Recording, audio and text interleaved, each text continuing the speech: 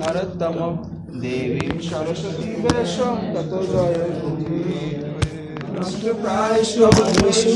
नित्यं भगवतो सेवया भगवती उत्तम श्लोके भक्तिर्भवति नष्टकीम् तमादिदेवं करुणानिधानं तमालुवर्णं सुवितावतारम् अपार संसार समुद्रसेतु भजामहे भगवतो स्वरूपम्।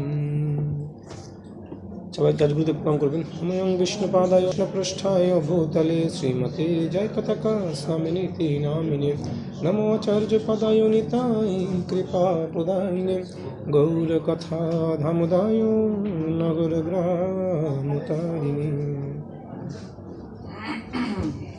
হরে কৃষ্ণ, সবাইকে স্বাগতম।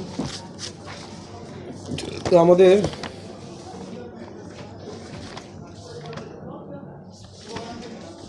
অধ্যায় ছিল 12। আমার 12 অধ্যায় কত ক্লাসে মনে হয় 20টা শ্লোক করেছে না? করেছিল 20টা না শ্লোক?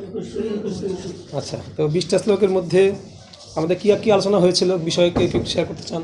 হ্যাঁ, তো গত অধ্যায় নাম্বার 11-তে বিশেষভাবে কাল নিয়ে কিছু আলোচনা করেছে, তারপর সৃষ্টি, সেটা নিয়ে বিস্তারিত বলতে পারেনি। তো এই অধ্যায় শুরুতে বিদুর মৈত্রী বলেছে যে আপনি আমাকে বিস্তারিত সৃষ্টির বিষয়ে বলুন।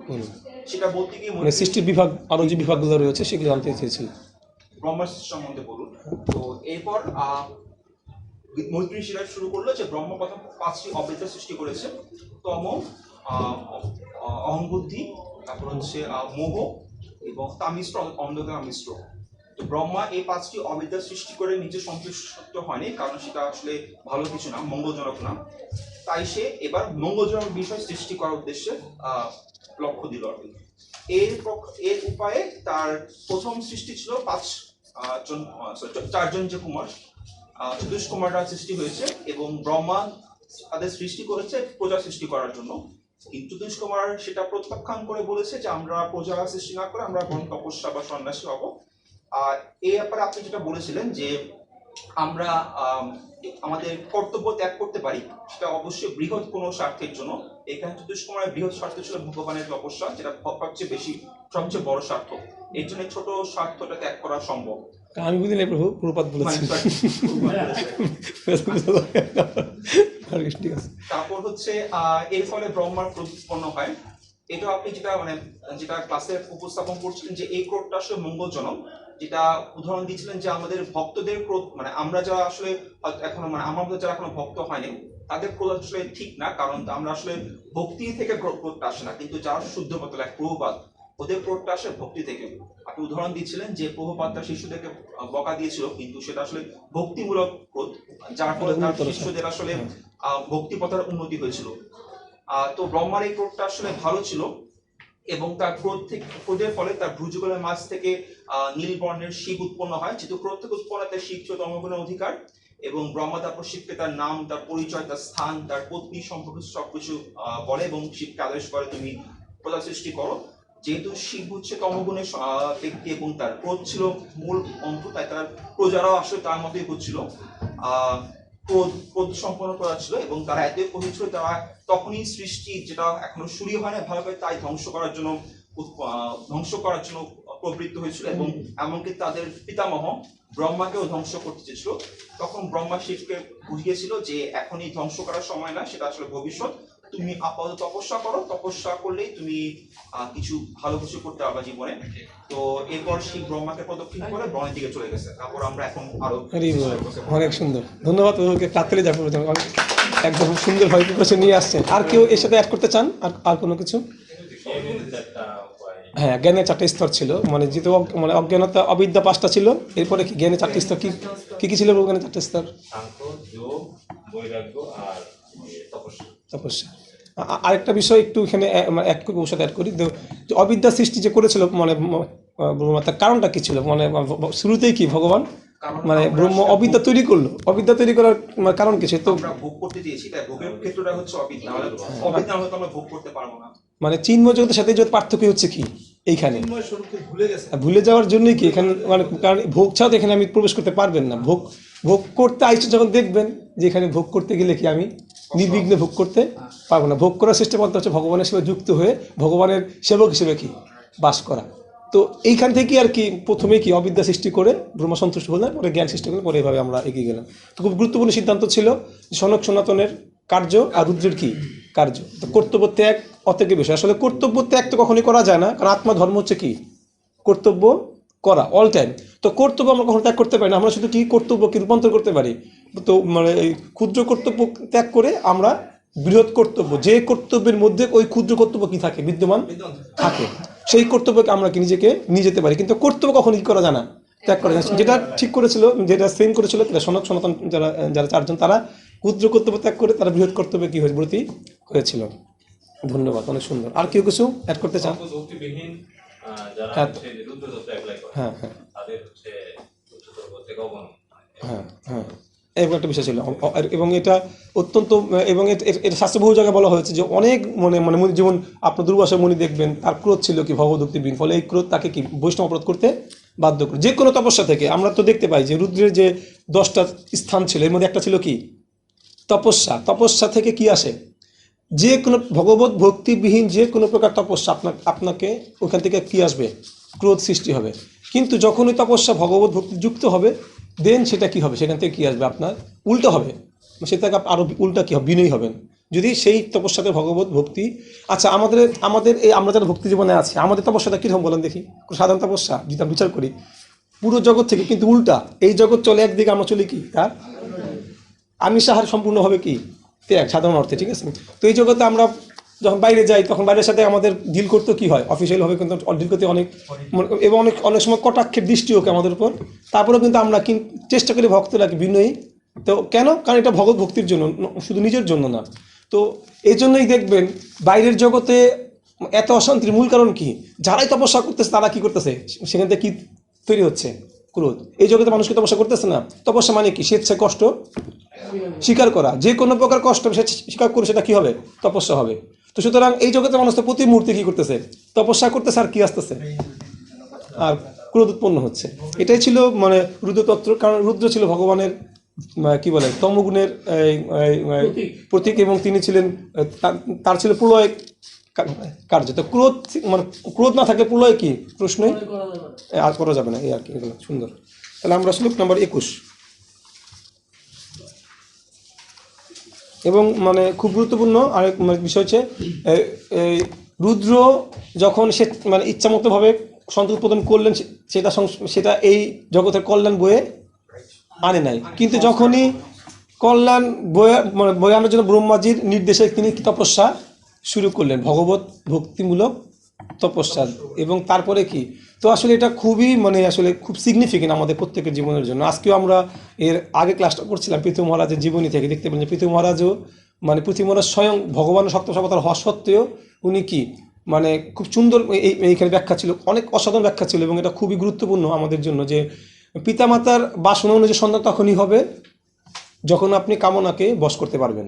অর্থাৎ নিজের কামনা থেকে সন্তান উৎপাদন করে সে কখনোই সেখানে পিতামাতা বাসনা অনুযায়ী সন্তান উৎপাদন করা, এটা সায়েন্টিফিক্যালি মানে তারা পূর্বাতি মানে ব্যাখ্যা দিচ্ছেন। তো নিজের বা আপনি কীরকম সন্তান চান সেটা সম্ভব যদি আপনি সংস্কার করে কাজটা করেন।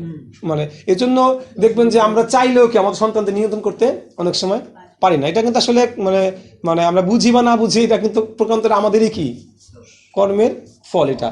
তো যাই হোক, এইটাও আমরা রুদ্রতত্ত্ব দেখতে পাই। রুদ্র স্বয়ং ব্রহ্মার মানে ভগবানের মানে অংশ প্রকাশ হওয়া সত্ত্বেও কি এই কাজটা তারা দেখিয়েছিলেন। খুব গুরুত্বপূর্ণ এটা। তো আমরা শ্লোক নাম্বার 21। হ্যাঁ, অনেক উন্নত স্তরের বৈষ্ণব রয়েছে কিন্তু তাদের পিতামাতা সংস্কার করেনি, সে তো অন্যতম বৈষ্ণব হয়েছে। আচ্ছা, সুন্দর কথা বলেছেন। যে মানে ওই যে আমরা কিন্তু দেখুন, আমরা এমন একটা মানে সময় আছে যে সময়টা আমাদের জন্য কি অত্যন্ত গোল্ডেন টাইমের উপরও কি মহাপ্রভু ছিল আমাদের জন্য গোল্ডেন টাইম, আর এখন হচ্ছে হীরার টাইম, হীরক যুগ। কারণ প্রভুপাদ সেই যুগটা নিয়ে এসছে আমাদের কাছে। হ্যাঁ, তো যারা মানে আমরা এই মানে সংস্কার যুক্ত না হয়েও কৃষ্ণ ভক্তির সুযোগ পাচ্ছে কার জন্য, এটা হয়তো কৃপা, মানে মানে বৈষ্ণবদের হয়তো কৃপার ফলে কি আমরা। এবং আজ আমরা এই লাস্ট ক্লাসটাই পড়লাম, আজকে ক্লাসটাতে পড়ছিলাম যে প্রভুপাদ এত মন্দির তৈরি করেছে, উদ্দেশ্য কি, বনে বাস করা হচ্ছে সাত্ত্বিক জীবন, তারপর হচ্ছে গিয়া শহরে বাস করেছে গিয়া রাজসিক জীবন, আর মুদ্রালয়ে বাস করে তামসিক জীবন। কিন্তু তার থেকে ঊর্ধ্বে হচ্ছে কি মন্দিরে বাস করে, সেটা হচ্ছে কি ভগবত 3 গুণের স্তর, নির্গুণ স্তরে কি জীবনযাপন হচ্ছে মন্দিরে বসবাস। এর জন্য প্রভাত কি করেছেন, মন্দির স্থাপন করেছেন যেন আমরা কি সেই সুযোগটা পাই। আমরা কিন্তু পরবর্তীতে সংস্কার হয়ে কি ভক্তি করার সুযোগ প্রাপ্ত হয়েছে। সংস্কার তো কয়টা আছে, 10টা। স্ট্রং হচ্ছে গর্ভধাম সংস্কার, কিন্তু পরবর্তীতে সংস্কার দ্বারাও কি পরিবর্তন সম্ভব। আর এবং এই শাস্ত্র মতে এবং সাইন্টিফিক্যালি আছে যে মানুষ জন্মগতভাবে চরিত্র নিয়ে আসে 40%। কত পার্সেন্ট? বাকি 60% সে পরিবেশ থেকে নেয়। একটা মানুষের চরিত্র গঠিত হয়, চরিত্র গঠন করার সূত্র হচ্ছে এরকম যে মানুষ তার জীবনে 40% চরিত্র নিয়ে আসবে তার সংস্কার থেকে, তার পূর্ববর্তী সংস্কার থেকে। এটা 40%, আর 60% নিয়ে আসবে কোত্থেকে, তার পরিবেশ থেকে। তো পরিবেশ থেকে যদি 60% নেওয়ার সম্ভাবনা থাকে, তাই কি আমরা যারা পরবর্তীতে সুযোগ পেয়েছি, সুযোগটা কাজে লাগিয়ে বৈষ্ণব হয়তো কৃপাতে, কারণ আমরা তো এটা বলতে দেখেছি যে হয়তো কৃপার ফলে কিন্তু অনেক কিছু কি সম্ভব। এবং বৈষ্ণবরা সে কৃপাটা করে যেটা ভগবান স্বয়ং করে না। বৈষ্ণবরা কি ভগবান থেকেও বেশি কি কৃপালো বহু। এখন তো বৈষ্ণবদের অহৈতুকী কৃপার ফলে, যে কৃপা পাওয়ার অহৈতুক মানে যেটা পাওয়ার আমার যোগ্য না, অযোগ্য, যেটা পাওয়ার যোগ্য না, সেই কৃপা পাওয়ার ফলে কি আমরা ভগবত ভক্তি যুক্ত হওয়ার সুযোগটা পেয়েছি। হরে কৃষ্ণ। ওকে, শ্লোক নাম্বার 21, মানে 22 না 21, কোনটা? 21। যাই হোক, সবাই একটু খুলবেন, আমরা একটু পড়ি। অথ অভিধায়ত স্বর্গম 10 পুত্রা প্রজাগিরে ভগবৎ শক্তিযুক্তস্য লোক সন্তান হেতবঃ। অনুবাদ। পরমেশ্বর ভগবানের শক্তিতে আবিষ্ট ব্রহ্মা প্রজা সৃষ্টির ব্যাপারে চিন্তা করে সন্তান সন্ততি বিস্তার করার জন্য 10টি পুত্র উৎপাদন করেছিলেন। 22 নম্বর শ্লোক।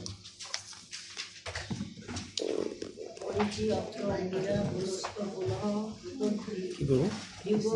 বশিষ্ঠ, দক্ষ ও দশম পুত্র নারদ বহু বিভাগে জন্মগ্রহণ করেছে। ওই হ্যাঁ, এখানে কি বলেছেন দেখেন, মরীচি, অত্রি, অঙ্গিরা, পুলস্ত, পুলহ, ক্রতু, ভৃগু, বশিষ্ঠ, দক্ষ ও দশম পুত্র নারদ এইভাবে জন্মগ্রহণ করেছিলেন, মানে ব্রহ্মার 10 দিকে। তো এখানে তাৎপর্যটা একটু পড়বেন জড়জগতের সৃষ্টি স্থিতি প্রলয় জোরে। হচ্ছে বদ্ধ জীবদের তাদের প্রকৃতি আলয় ভগবত ধামে ফিরে যাওয়ার একটি সুযোগ স্বরূপ। ব্রহ্মা তার সৃষ্টি রচনার কার্যে সহায়তা করার জন্য রুদ্রকে সৃষ্টি করেছিলেন, কিন্তু রুদ্র শুরু থেকেই সমগ্র সৃষ্টিকে গ্রাস করতে শুরু করেছিল এবং তাকে এই রকম প্রলয়ঙ্ক কার্য থেকে নিরস্তর করতে হয়েছিল। সেই জন্য ব্রহ্মা আরেকটি শ্রেণীর সৎপুত্র সৃষ্টি করেছিলেন, যারা প্রধানত জাগতিক সকাম কর্মের অনুকূল ছিলেন। কিন্তু তিনি ভালোভাবে জানতেন যে ভগবত ভক্তি ব্যতীত বদ্ধ জীবের মঙ্গলের প্রায় কোনো রকম সম্ভাবনা নেই, এবং তাই তিনি সর্বশেষ তার সুযোগ্য পুত্র নারদকে সৃষ্টি করেছিলেন, যিনি হচ্ছেন সমস্ত পারমার্থিকবাদীদের পরম গুরু। ভগবত ভক্তি ব্যতীত কোনো কার্যই সাফল্য অর্জন করা যায় না। যদিও ভগবত ভক্তির পন্থা সর্বদাই সর্বরকম জাগতিক বিষয় থেকে স্বতন্ত্র, ভগবানের প্রেমময়ী সেবায় কেবল জীবনের যথার্থ উদ্দেশ্য সাধন করতে পারে, এবং তাই শ্রীমান নারদ মুনি যিনি সেবা সম্পাদন করেছিলেন তা ব্রহ্মার সমস্ত পুত্রদের মধ্যে সর্বশ্রেষ্ঠ ছিল। হ্যাঁ, এখন এখানে দেখুন প্রথম যে অংশটা ছিল ভগবানের এই জড়জগৎ সৃষ্টির পিছনের কারণটা কিন্তু এখানে ব্যক্ত করা হয়েছে স্পষ্ট। প্রথম লাইন দেখুন, জড়জগৎ সৃষ্টি স্থিতি প্রলয় প্রক্রিয়া হচ্ছে কি বদ্ধ জীবদের প্রকৃত আলো ভগবত ধামে ফিরিয়ে যাওয়ার একটি সুযোগ স্বরূপ। দেখুন, মানে এটা হচ্ছে গিয়ে ইতিবাচক দৃষ্টিভঙ্গি। তো আমাদের জীবনে যদি সৃষ্টি স্থিতি প্রলয়, আপনি যদি এখানে প্রলয়কে বাদ দেন তাহলে কি হবে? পুরো প্রক্রিয়াটা সৃষ্টি স্থিতি এবং কি প্রলয়, তিনটাই কিন্তু কি ভগবত ধামে নিয়ে যাওয়ার প্রক্রিয়া। এর মধ্যে একটা বাদ দিলে কিন্তু সেই প্রক্রিয়া কি হবে? রুদ্ধ হয়ে যাবে। সুতরাং আমাদের ভক্তদের জীবনে বা জীবাত্মাদের জীবনে আমাদের যে দুঃখ কষ্ট এবং সুখ সবটাই কিন্তু কি ভগবত ফিরে যাওয়ার কি এক একটা প্রক্রিয়া। আপনি শুধু দুঃখকে বাদ দিয়ে শুধু সুখকে বাদ দিয়ে কিন্তু আপনি ভগবত ধামে যাওয়ার চিন্তা করতে পারবেন। এই জন্য কৃষ্ণ ভক্তি করতে গেলেও কিন্তু কি আপনাকে দুঃখ করতে কষ্ট, এটা কিন্তু প্রক্রিয়া, এটা দুঃখটাও কিন্তু ভগবত প্রক্রিয়া। এই জিনিসটাই কি মানে সবসময় কি ভক্তদেরকে উপলব্ধি করা অত্যন্ত জরুরি। এবং আমরা ভক্তদের প্রত্যেক ভক্তদের আমরা শুধু মাঝে মাঝে প্রভুপাদের কথা চিন্তা করলে মাঝে মাঝে চিন্তা করি যে প্রভুপাদ মানে ওই দিনে দেখতেছিলাম যে প্রভুপাদ যখন ব্যাক টু গডের লেখা শুরু করেছিল, উনার সাথে কিন্তু কেউ ছিল না, উনার কোনো গুরু ভাতা কিন্তু ওনাকে সহযোগিতা, শুধুমাত্র উনি কেন করেছিল এই কাজটুকু। এবং মানে উনি মানে এই পত্রিকাটা শুধু লিখতেন না, নিজে লিখতেন, নিজে প্রুফ দেখতেন, এবং 5 কিলোমিটার পথ পায়ে হেঁটে প্রেসে যেতেন, গিয়ে এটাকে প্রিন্ট করতেন, তারপর কি করতেন, বিতরণ করতেন। এবং একদিন সেই প্রেসের মালিক প্রভুপাদকে মানে দেখে চিন্তা করে উনি কি মূর্খ নাকি, ওই বলে আপনি যে মূর্খের মধ্যে আপনি এই সামান্য একটা পত্রিকার জন্য আপনি এত কষ্ট কেন করেন, এটা এটা এটা মানে তখন প্রভুপাদ উত্তর দিয়েছিলেন যে এটা আমার জীবনের কি একমাত্র উদ্দেশ্য, এটাই তার জীবনের কিছু একমাত্র উদ্দেশ্য। কেন? এটা ছিল তার গুরুদেবের কি বাণী, যে পাশ্চাত্যে গিয়ে উনি কি করবে, মানে ইংরেজি ভাষায় কেন উনি কৃষ্ণ ভক্তি প্রচার, তোমার মতো তোমার প্রথম বলছিল যে তোমার মতো ইয়াং যুবকরা কেন পাশ্চাত্যে গিয়ে ইংরেজি ভাষায় মহাপ্রভু বাণীকে প্রচার করছেন। এবং প্রভুপাদ তখন চেয়েছিলেন যে এই পত্রিকা সারা বিশ্বে কি হবে, প্রচারিত হবে। তখন তিনি অনেক জায়গায় কি করেছিলেন, অ্যাপ্লিকেশন করেছে, আবেদন করেছিলেন, সাহায্য চেয়েছিলেন, অর্থ সাহায্য চেয়েছিলেন, কিন্তু কোথাও থেকে কি তিনি সাহায্য পাননি। তার এই ইচ্ছা তিনি 30 বছর পরে গিয়ে যখন আমেরিকা যান, যখন প্রথম ইসকন প্রতিষ্ঠা হয়, এরপরে কি শিষ্যদের দ্বারা উনি কি করেন, প্রেস প্রতিষ্ঠা করে তার এই ইচ্ছা কি করেন, প্রকাশিত করেন। এই হচ্ছে শুদ্ধ ভক্তের কি ইচ্ছা, গুরুদেবের বাণী প্রচার করার। তো সেটাই দেখতে পাই যে এই সৃষ্টি, স্থিতি, প্রলয়, দুঃখ, এগুলো কিন্তু সম্পূর্ণ কি আমাদের, এটা হচ্ছে কি ভগবত ভক্তিকে বা রেকটিফাইং একটা কি মেশিন, এটাকে আমাকে গ্রহণ করতেই হবে যে কোনো মূল্যে হোক। এবং এটা চরম সত্য, যারা ভক্তি জীবনে প্রবেশ করে, হ্যাঁ, তাদের কিন্তু শুরুর দিকে কিন্তু ভক্তি করতে শুরু করলে কিন্তু অনেক দুঃখ কষ্ট কি আরও বেশি আসে। এটা আমি আমার পার্সোনাল বলতে, যখনই আমি অনেক ভক্তকে দেখেছি ভক্তি জীবন শুরুতে অনেক কষ্ট করে, এবং তাকে অনাকাঙ্ক্ষিত অনেক কষ্ট কি শুরু করতে, কেন? তখন পাপ, মানে এটা আমার উপলব্ধি, তখন কি হয়, পূর্বকৃত পাপ কি হয়, হয়। আমি ছোট্ট একটু বলতে, আমি যখন প্রথম বলতে কি যখন ভক্তি জীবন শুরু করে সিদ্ধান্ত নেই, শুরু করা মাত্রই একটা মারাত্মক অ্যাক্সিডেন্ট, মানে মৃত্যুময় অ্যাক্সিডেন্ট করলাম, ঠিক আছে। 3-4 দিন অজ্ঞান রাস্তায় পড়েছিলাম, 3-4 দিন হাসপাতাল ভর্তি, হাসপাতাল থেকে ফিরে এসেই বাসায় চুরি, ফিরে এসে 2 দিন পরে কি বাড়ি ঘর থেকে চুরি, একের পর এক কি ইনসিডেন্ট ঘটতে থাকলো। এটা অনেক ভক্তকে দেখেছি, কারণ তখন কি হয়, পূর্বকৃত বহু পাপ থাকে যেগুলো কি, কারণ ভগবান ভক্তিতে নিয়ে আসবে। আপনারা দেখবেন গীতার মধ্যে শ্লোক আছে, শ্লোকটা আমরা ভুলে গেছি, শ্লোকটা পুরোপুরি, যে মানে পুণ্য ক্ষয় না হলে কি, এই পাপ ক্ষয় না হলে, পুণ্য না হলে ভগবতে, হ্যাঁ পাপ নিয়ে মানে না হলে কিন্তু ভক্তিতে প্রবেশ সুযোগ। তো ভগবানই ভাবে কি প্রসেস করে কি তার মানে তাকে আস্তে আস্তে কি করে গুরুদেবের সান্নিধ্যে নিয়ে আসে। এই জন্য ভক্তি জীবনে আসলে প্রাথমিক অবশ্যই কি কষ্টের সম্মুখীন কি হতেই হবে। আর ভক্তি জীবনে আসার শিক্ষাটাই হচ্ছে কিভাবে আপনি কষ্টকে মানে সঠিকভাবে হ্যান্ডেল করতে পারেন। ভক্তি জীবনের শিক্ষাই হচ্ছে এটা। ভক্তি জীবনের ইচ্ছা কিভাবে আপনি সুখ ভোগ করবেন, সেটা ভক্তি জীবনের শিক্ষা না। শিক্ষা হচ্ছে কিভাবে আপনি আপনার জাগতিক কষ্টগুলোকে আপনি সহজেই বিচলিত না হয়ে আপনি সমাধান করতে পারেন। এটাই কিন্তু ভক্তি জীবনের শিক্ষা। পরবর্তী শ্লোক। হ্যাঁ, সবাই আবার বলে এত ভক্ত তাহলে এত সুখ বিসুখ কেন? এই ঠিক এই কথাটাই মানে এই কথাটাই মানে গতকালকে পড়তেছিলাম যে ভক্তদের অসুখ বিসুখ মানে অসুখ বিসুখ হওয়া মানে ভক্তি জীবনের সমস্যা, এটা সম্পূর্ণ কি প্রবাদ বলতে তাৎপর্য ভুল ধারণা। ভক্তদের অসুখ বিসুখ হতেই পারে, কারণ এটা জড়জগতে বিদ্যমান অবশ্যই হতে পারে, এবং অনেক ক্ষেত্রে দেখা যায় অনেক বেশি হতে পারে। কেননা ভগবান তো তাকে সবকিছুতে রেকটিফাইং করবে, এটাই স্বাভাবিক। যে রোগ ব্যাধিতেও সে কীভাবে নিজেকে কি বলে মানে হ্যান্ডেল করে, ভক্তি মানে করে কিনা, এটা তো তার একটা গুরুত্বপূর্ণ দিক। এজন্য এগুলো মানে ভাববেন না, এগুলো অনেকে মানে বাইরের ক্ষেত্রে লোকেরা বলে যে ভক্তদের ক্ষেত্রে কেন হয়। আর শাস্ত্রে স্পষ্ট আছে যে গুরুদেবকে মানে কি করতে, শিষ্যদের কি ফল, গুরুদেব মানে সেই শিশুদের ফল কি করে গ্রহণ করে। তো গুরুদেবকে তার ফল গ্রহণ করলে তার শরীরভাবে কিছু, এটা তার প্রভাব যায় কি দিয়ে, শরীর দিয়ে যায়। এটা কিন্তু একদম শাস্ত্র সিদ্ধান্ত, সুতরাং এটা অবশ্যই হতে পারে। হরে কৃষ্ণ। 24 নম্বর শ্লোক, এই 23 নম্বর শ্লোক। ব্রহ্মার শরীরের সর্বশ্রেষ্ঠ অঙ্গ দিব্য ভাবনা থেকে নারদের জন্ম হয়েছে। ওই বৈশিষ্ট্যের জন্ম হয়েছিল তার নিঃশ্বাস থেকে, দক্ষ তার বৃদ্ধাঙ্গুলি থেকে, ভৃগু তার ত্বক থেকে এবং ক্রুতু তার হস্তক্ষেপ। ক্রোধ তার হস্ত থেকে, মানে এখানে কে কোত্থেকে সৃষ্টি হয়েছে তার ব্যাখ্যা করছে, এবং তারপরে প্রথম 2 লাইন পড়ুন একটু প্রভু, প্রথম 2 লাইন। নারদ নারদ ব্রহ্মার শ্রেষ্ঠ চিন্তা থেকে জন্মগ্রহণ করেছিলেন, তাই তিনি যাকে ইচ্ছা করলেন তাকেই পরমেশ্বর ভগবানকে দান করতে সমর্থ। বহু বৈদিক জ্ঞান অর্জন অথবা বহু রকমের তপচর্যার দ্বারা পরমেশ্বর ভগবানকে উপলব্ধি করা সম্ভব, ওকে, কিন্তু আল্লাহ না বাবু, ঠিক আছে।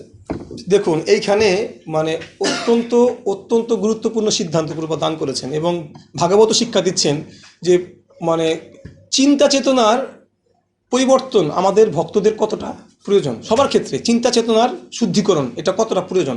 কারণ আপনার চিন্তা চেতনায় কি আপনার কি হবে, আপনার চিন্তা চেতনায় আপনি তার ফল কি প্রাপ্ত হবেন। কি বাবা ওইটা নিয়ে ব্রহ্মার যত সৃষ্টি দেখবেন এর মধ্যে শ্রেষ্ঠ সৃষ্টিকে নারদমুনি, ব্রহ্মার যত সৃষ্টি আছে এর মধ্যে শ্রেষ্ঠ সৃষ্টিকে তা কেন, উনি কোত্থেকে আসছে, ব্রহ্মার দিব্য চিন্তা থেকে আসছে, ব্রহ্মার দিব্য চিন্তা থেকে ভাবনা থেকে কি নারদমুনি সৃষ্টি, যিনি ভগবানকে দান করতে, এর থেকে মানে শ্রেষ্ঠ সৃষ্টি তো নাই। তো দেখুন এটা কিন্তু একটা মানে একটা থিওরি যে আপনি আপনার চেতনাকে যতটুকু নির্গুণ স্তরে রাখবেন ততটুকু সেরকমভাবে কি আপনি আপনার জীবন কি হবে ধন্য 100%। কারণ আপনি যতটুকু পজিটিভ চিন্তা করবেন, ভক্তিমূলক চিন্তা করবেন, তার থেকে ততটুকু কি আপনি ফল প্রাপ্ত হবেন। আপনি যখনই চিন্তা থেকে ডিস্ট্রাক্ট হবেন তখনই কি আপনার মধ্যে কি আসবে, আপনার মধ্যে অমঙ্গল আস্তে আস্তে কি হবে তৈরি হবে। অমঙ্গল সৃষ্টি হয় কি চিন্তা থেকে উৎপন্ন হয়। আপনার চিন্তা চেতনা যতক্ষণ পর্যন্ত শুদ্ধ না ততক্ষণ থেকে আপনার জীবন অমঙ্গল কি আপনি একটা মানে কি বলে একটা অমঙ্গলময় বস্তু থেকেও কি চিন্তা দ্বারা কি তাকে পরিশুদ্ধ করতে পারেন, যদি আপনার চিন্তাটা কি থাকে পুরোপুরিভাবে কি থাকে পজিটিভ। আপনি একটা আপনার জীবনের একটা মানে কি বলে খারাপ ঘটনাকে একটা কি বলে নেগেটিভ ঘটনাকে আপনি আপনার পজিটিভ চিন্তা দ্বারা কী করতে পারেন, পজিটিভে পরিণত করতে পারবেন যে কোনো ক্ষেত্রে।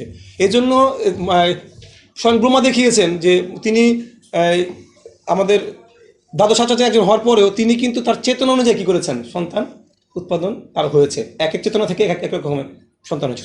সুতরাং ভক্তদের ক্ষেত্রে যারা আমরা আমাদের মানে এই জন্য বলে সবসময় কি ভগবত চিন্তায় থাকলে সমস্ত ক্ষেত্রে কি তার ফল কি আপনি হাতে নাতে কি প্রাপ্ত হবেন, ভগবত চিন্তা থাকা এটা হচ্ছে কি শ্রেষ্ঠ। এই জন্য আমাদের চেষ্টা করে যে কোনোভাবে যেন আমার 24 ঘন্টায় কি ভগবত চেতনায় ব্যতীত হয়, সেটা শাস্ত্রগ্রন্থ পড়ে হোক, ভক্তসঙ্গ করে হোক, জপ করে হোক, প্রচারে গিয়ে হোক, যেন আমরা যে বা গিয়ে থেকে হোক যেন চেতনাটা কি থাকে, থাকি না মানে অফিসে গিয়ে হোক, আপনি যেখানে থাকেন না কেন যেন চেতনা কখনো কি হয়, চিন্তা কখনো কি ভগবত থেকে বিমুখ না, যেখানে মানে যখনই বিমুখ হবে তখনই আপনি সেখান থেকে কি অশুভ কিছু প্রাপ্ত হবেন 100%। এবং এটাই সিদ্ধান্ত স্বয়ং ব্রহ্মাজি যিনি আমাদের দ্বাদশ মজন একজন তিনি আমাদের প্রমাণ দিয়েছেন। হ্যাঁ, যখন বললাম যে কারাগারে রাখলো কোথায় যখন কারাগারে আচ্ছা জব করা কখনো থামাই যায় একটা কন্টিনিউয়াসলি জব করছে দিয়ে বানাই কোনোভাবে তাদের হৃদয় পরিশুদ্ধ রাখছে সবসময়। মানে এটা মানে বলা একটা বিষয় খুব মূল কারণ হচ্ছে আমি নিজেরটা বলতেছি, কারণ আমি তো দেখতে এই যে মাঝখানে দেশের যে পরিস্থিতি গেল, তাই না, মানে আমি নিজেও তো অনেক খবর দেখলাম, কিন্তু লাভটা কী হলো শেষ পর্যন্ত, কী লাভ হইলো, মানে শুধু মনটা কী হলো বিক্ষিপ্ত হইলো, আর কিছুই হয় না। কিন্তু আমরা কি কিছু করতে পারছি, যখন যেটা করা সেটা করবো, সেটা ভিন্ন হিসাব। কিন্তু এই সারাদিন খবর দেখে সারাদিন এই নিউজ সেই নিউজ এই সংবাদ ওই সংবাদ দেখে আমার কোনো লাভ হয়েছে, লস ছাড়া কিচ্ছু হয় না, শুধু ব্যর্থ হয়েছে, শুধু মন বিক্ষিপ্ত হয়েছে, মানে কি বলে আরো ভয় বাড়ছে, টেনশন বাড়ছে, ভক্তি কি কমে গেছে, ভক্তিটা কি দূরে গেছে। সুতরাং বাস্তব সত্য যেটা আমার হাতে নাই সেটা নিয়ে ভাবাটাও কি এক ধরনের আমি কোন একটা পোস্টে দেখলাম যে বুদ্ধিমান তারা যারা রাজনীতি করে আর তারা মূর্খ যারা সেটা আলোচনা করে। পোস্টে খুব ভালো লাগছে, বুদ্ধিমানরা কি রাজনীতি করবো, আর যারা যোগ্য বুদ্ধি কম ওরা রাজনীতি নিয়ে খেলছি কি খাওয়া দেখি আচ্ছা পারবো থিসিস করবো খালি, ঠিক আছে। অ্যাকচুয়ালি মাঝে মাঝে দেখি যে অনেক কিছু বলা হয়, এই হবে সেই হবে, ওই করবো সেই করবো, ওই করছে সেই করছে, কিন্তু আলটিমেটলি আমরা কেউ কিছু জানি না আসলে কে কী করছে।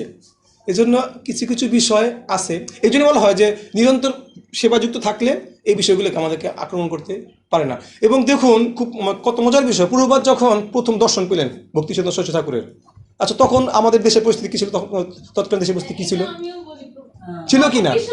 তখন বিশ্বযুদ্ধ ছিল, তখন ভারতবর্ষ ছিল কি পরাধীন, ইংরেজদের দখলে ছিল। তো প্রভাত তাকে মানে প্রভাত কি বলেছিল তার গুরুদেবকে, যখন গুরুদেব তাকে বললো যে তোমাদের মতো মানে ছেলেদের, ইয়াং ছেলেদের উচিত বিদেশি ভাষায় পাশ্চাত্যে গিয়ে মহাপ্রভুর বাণীকে কি করা, প্রচার করা। তখন প্রভাত কি বলেছিল, আপনার এই মহাপ্রভুর বাণী এই পরাধীন রাষ্ট্রে আপনার এই মহাপ্রভুর বাণী কে শুনবে? দেখুন আমাদের তাই আমরা তো পরাধীন, এখন যদি বলি আমরা তো পরাধীন, তো প্রভাত সরাসরি বলতেছে যে এই পরাধীন রাষ্ট্রে আপনার এই বাণী কে শুনবে। তখন কিন্তু ভক্তি সন্তোষ চমৎকার কথা বলেছিল যে কৃষ্ণ ভক্তি কোনো রাজনীতি কোনো রাষ্ট্রের উপর কি নির্ভরশীল না, এটা সব জায়গায় কি সর্বত্র কি দেওয়া সম্ভব। তো আসলে আলটিমেটলি যদি আমরা দেখতে পাই যে দোষ আসলে কার, দোষ আসলে আমরাই কি সঠিকভাবে কি ভক্তি করতে পারি না। হয়তো আমাদের ইসকন সংগঠনও কি আরও বেশি কী করা উচিত, এগুলো নিয়ে চিন্তা করা কর্তব্য, কারণ এগুলি শাস্ত্র সিদ্ধান্ত, আমাদের তো মানে ছাড়া কোনো দ্বিতীয় কোনো পন্থাও নেই। হরে কৃষ্ণ।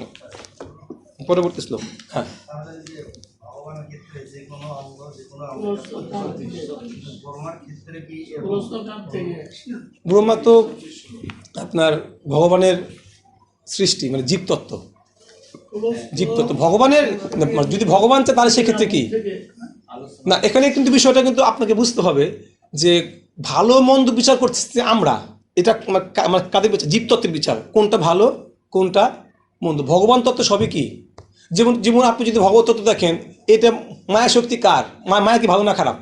তাই প্রশ্ন আরেকটা বলি, হ্যাঁ, যে ভগবানের ক্ষেত্রে আমরা দেখি যে ভগবান যে কোনো অঙ্গ যে কোনো অঙ্গে কাজ করতে পারে, কাজ করতে পারেন। হ্যাঁ হ্যাঁ, ব্রহ্মার ক্ষেত্রে দেখছি যে যে কোনো অঙ্গ যে কোনো অঙ্গে কাজ করতে পারে না, ব্রহ্মা সম্পূর্ণভাবে এরকম না। ব্রহ্মার যে কোনো অঙ্গ সম্পূর্ণভাবে, ব্রহ্মার সৃষ্টি ছিল কি, সৃষ্টি কি বৃদ্ধি করেছে, সেই ক্ষেত্রে তিনি সেটা কি করতে পারতেন। আমরা তো শুধু মানে ওই এই ক্ষমতা শুধু ব্রহ্মার না, যেমন আমরা দেখতে পাই বেন মহারাজ উৎপন্ন ছিল কি দিয়ে, হাত মানে হাত না সম্ভবত উরুকে মন্থন করে কি মন্থন করে ওই বেন মহারাজ হয়েছিল। তারপরে তারপরে পরিশুদ্ধ হওয়ার পর হাতকে মন্থন করে সম্ভবত পৃথিবী মহারাজ আসছিল। তো এটা ঋষিদের ক্ষমতা, মানে এখানে বোঝানো হচ্ছে যে জন্ম শুধুমাত্র কি মানে কামের দ্বারাই কি, শুধুমাত্র মৈথুন দ্বারাই হয় না, জন্ম হওয়ারও মৈথুন ছাড়াও কি আরো সম্ভাবনা থাকে। বিভিন্ন অঙ্গ থেকে হ্যাঁ, এটা আমরা ভগবানের ক্ষেত্রে দেখি, ভগবানের বিভিন্ন অঙ্গ বিভিন্ন অঙ্গের কাজ করতে পারে। জীবতত্ত্ব আর ব্রহ্ম তো জীবতত্ত্ব, ব্রহ্মার ক্ষেত্রে জীবতত্ত্বের ক্ষেত্রে এটা খাটে না আমার জানার মতে, ঠিক আছে। ব্রহ্ম তো জীবতত্ত্ব, হ্যাঁ, তো সে ব্রহ্মার ক্ষেত্রে কি সেরকম হয়েছে যে সব অঙ্গের কাজ করতে পেরেছে এরকম? শুধু সৃষ্টি করার কথা বলা হচ্ছে, আর অন্য কোনো বিষয়টা বলা হয় নাই।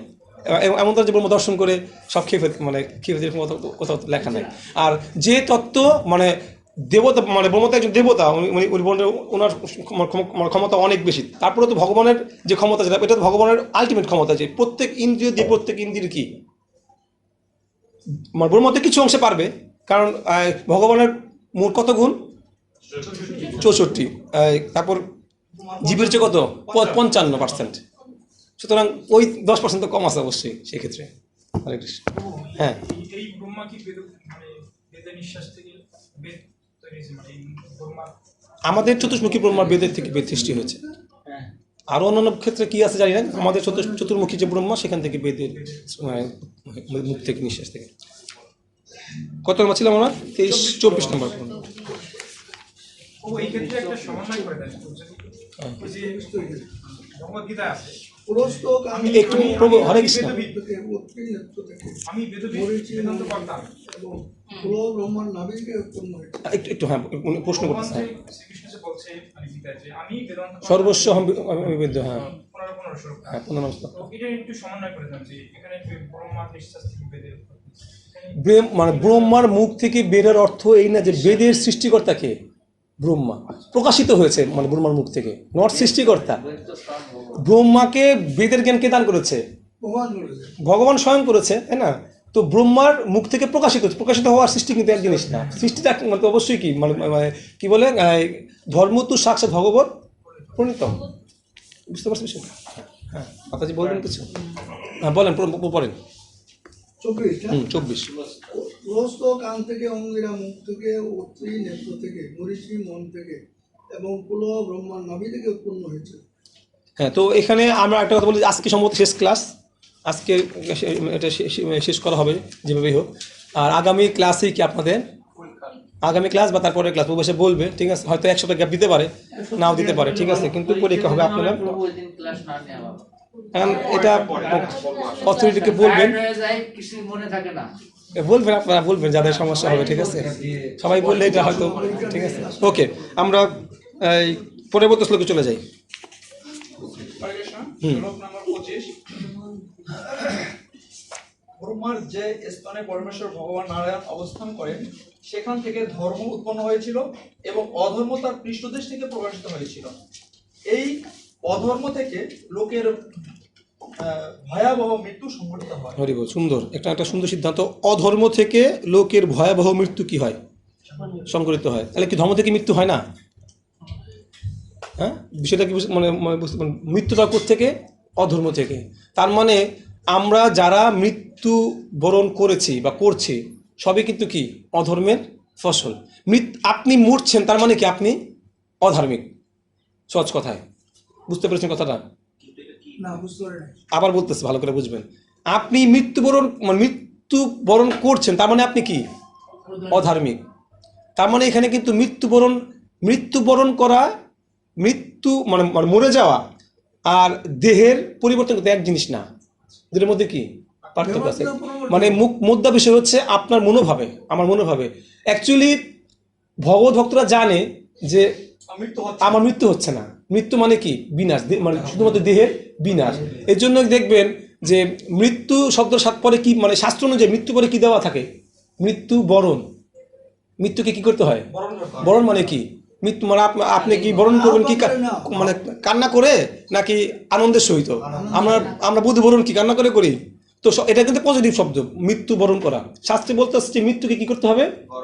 যে কোনো ভাবেই হোক মৃত্যুকে কি করতে হবে?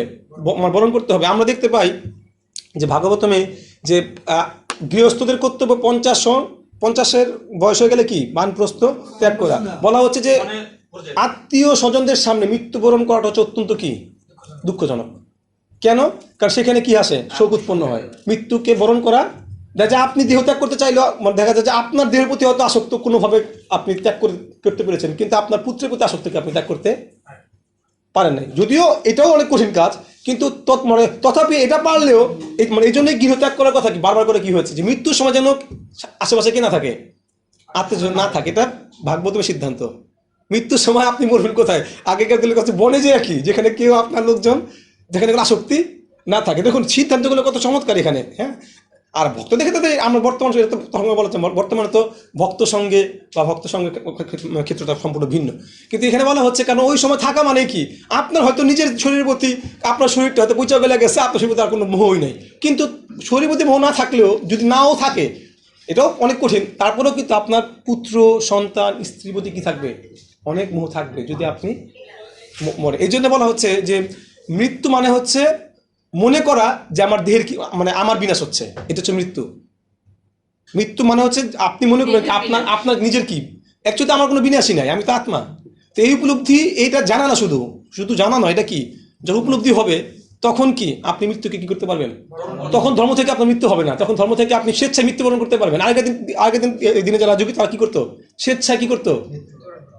ভীষ্মদেব মৃত্যুর জন্য কি অপেক্ষা করছিলেন? তিনি ভগবানকে দর্শন করলেন কি দেহ ত্যাগ করবেন, তিনি বিনাশ হবে না, তিনি কি দেহটা ত্যাগ করে ভগবত ধামে চলে যেতে চেয়েছেন। সুতরাং এটা হচ্ছে মৃত্যুবরণ করা আর মরে যাওয়া পার্থক্য। তো অধর্ম যারা করবে তারা তো এই তত্ত্বই কি উপলব্ধি করতে, তাদের ক্ষেত্রে কি মৃত্যু। কিন্তু ধর্ম করলে আপনার মৃত্যু, আপনি তখন মৃত্যুকে বরণ করতে পারবেন, মানে আলিঙ্গন করতে পারবেন স্বেচ্ছায়। এটা মানে এই জন্য বলা হচ্ছে যে ধর্ম থেকে উৎপন্ন হয়েছিল, অধর্ম থেকে লোকের ভয়াবহ মৃত্যু সংঘটিত হয়। তো তাৎপর্য একটু আমরা প্রথম অংশটা পড়বো, একটু একজন পড়ুন। যে স্থানে পরমেশ্বর ভগবান স্বয়ং অধিষ্ঠিত থাকেন সেখান থেকে যে ধর্মের উৎপত্তি হয়েছিল তা অত্যন্ত তাৎপর্যপূর্ণ। কেননা ধর্ম মানে হচ্ছে পরমেশ্বর ভগবানের প্রতি ভক্তি, যে কথা ভগবত গীতায় এবং শ্রীমদ্ ভাগবতমে প্রতিপন্ন হয়েছে। শ্রীমদ্ ভগবত গীতার চরম উপদেশ হচ্ছে ধর্মের নামে অন্য যে সমস্ত কার্যকলাপ সেইগুলি পরিত্যাগ করে কেবল পরমেশ্বর ভগবানের শরণ গ্রহণ করা। শ্রীমদ্ ভাগবতমে প্রতিপন্ন হয়েছে যে ধর্মের সর্বশ্রেষ্ঠ পূর্ণতা হচ্ছে অহৈতুকী এবং অপ্রতিহতা ভগবত ভক্তি। ধর্মের পূর্ণতম রূপ হচ্ছে ভগবত ভক্তি, আর অধর্ম হচ্ছে তার ঠিক বিপরীত। ব্যাস প্রভু, দেখুন এখানে খুবই মানে গুরুত্বপূর্ণ যে ধর্ম অর্থ সংজ্ঞা কিন্তু একদম ক্লিয়ার করে দিই। ধর্ম সংজ্ঞা আমরা অনেকভাবে বলি, কিন্তু ধর্ম মানে হচ্ছে কি? ভগবানের প্রতি কি? ভক্তি। এর বাইরে কিন্তু কি ধর্ম?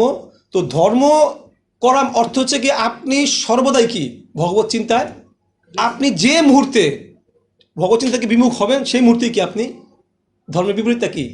অধর্ম। বাস্তবতা কিন্তু এটা।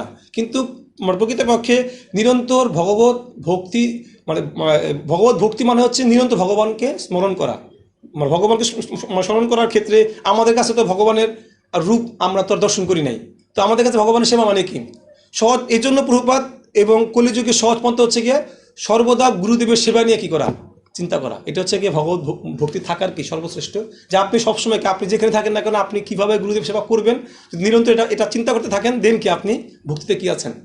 যুক্ত আছেন। আপনার চিন্তা ভগবত ভক্তিতে, কারণ আপনি তো কৃষ্ণের রূপ, আমরা তো দর্শন প্র্যাকটিক্যাল আমরা তো করি না। সুতরাং আমাদের ক্ষেত্রে কেন বলছে যে মন্দিরে যে বিগ্রহ আছে এটা ভগবানের স্বরূপ। হ্যাঁ, স্বরূপ। এবং যারা করে না, বিশ্বাস করে না, তারা পাষণ্ডী। আমি তো পাষণ্ডী প্রভু, আমি তো করতে পারি না, ঠিক আছে, সমস্যা তো নেই। এই জন্য আমরা কি করব সহজ মানে পন্থা কি? গুরুদেবের সেবা করতে করতে হন কি ভগবত স্মৃতি এমনিতে কি আপনাকে দেখবেন। ভগবত মহাপ্রভুপাদ বহু জায়গায় বলেছে যে আপনি জোর করে ভগবানের রূপ স্মরণ করতে পারবেন না। বলছে না কথা? আপনার কাজ কি? আপনি যখন হরিনাম করেন, আমরা মানে কি বলি, মানে প্রভুপাদ কোথাও বলে না যে হরিনাম করতে করতে আপনি ভগবত চিন্তা যদি শত আসে দেন ওকে। আপনার চিন্তা করো কি নামের শব্দ শোনার প্রতি কি করতে বলেছে প্রভুপাদ?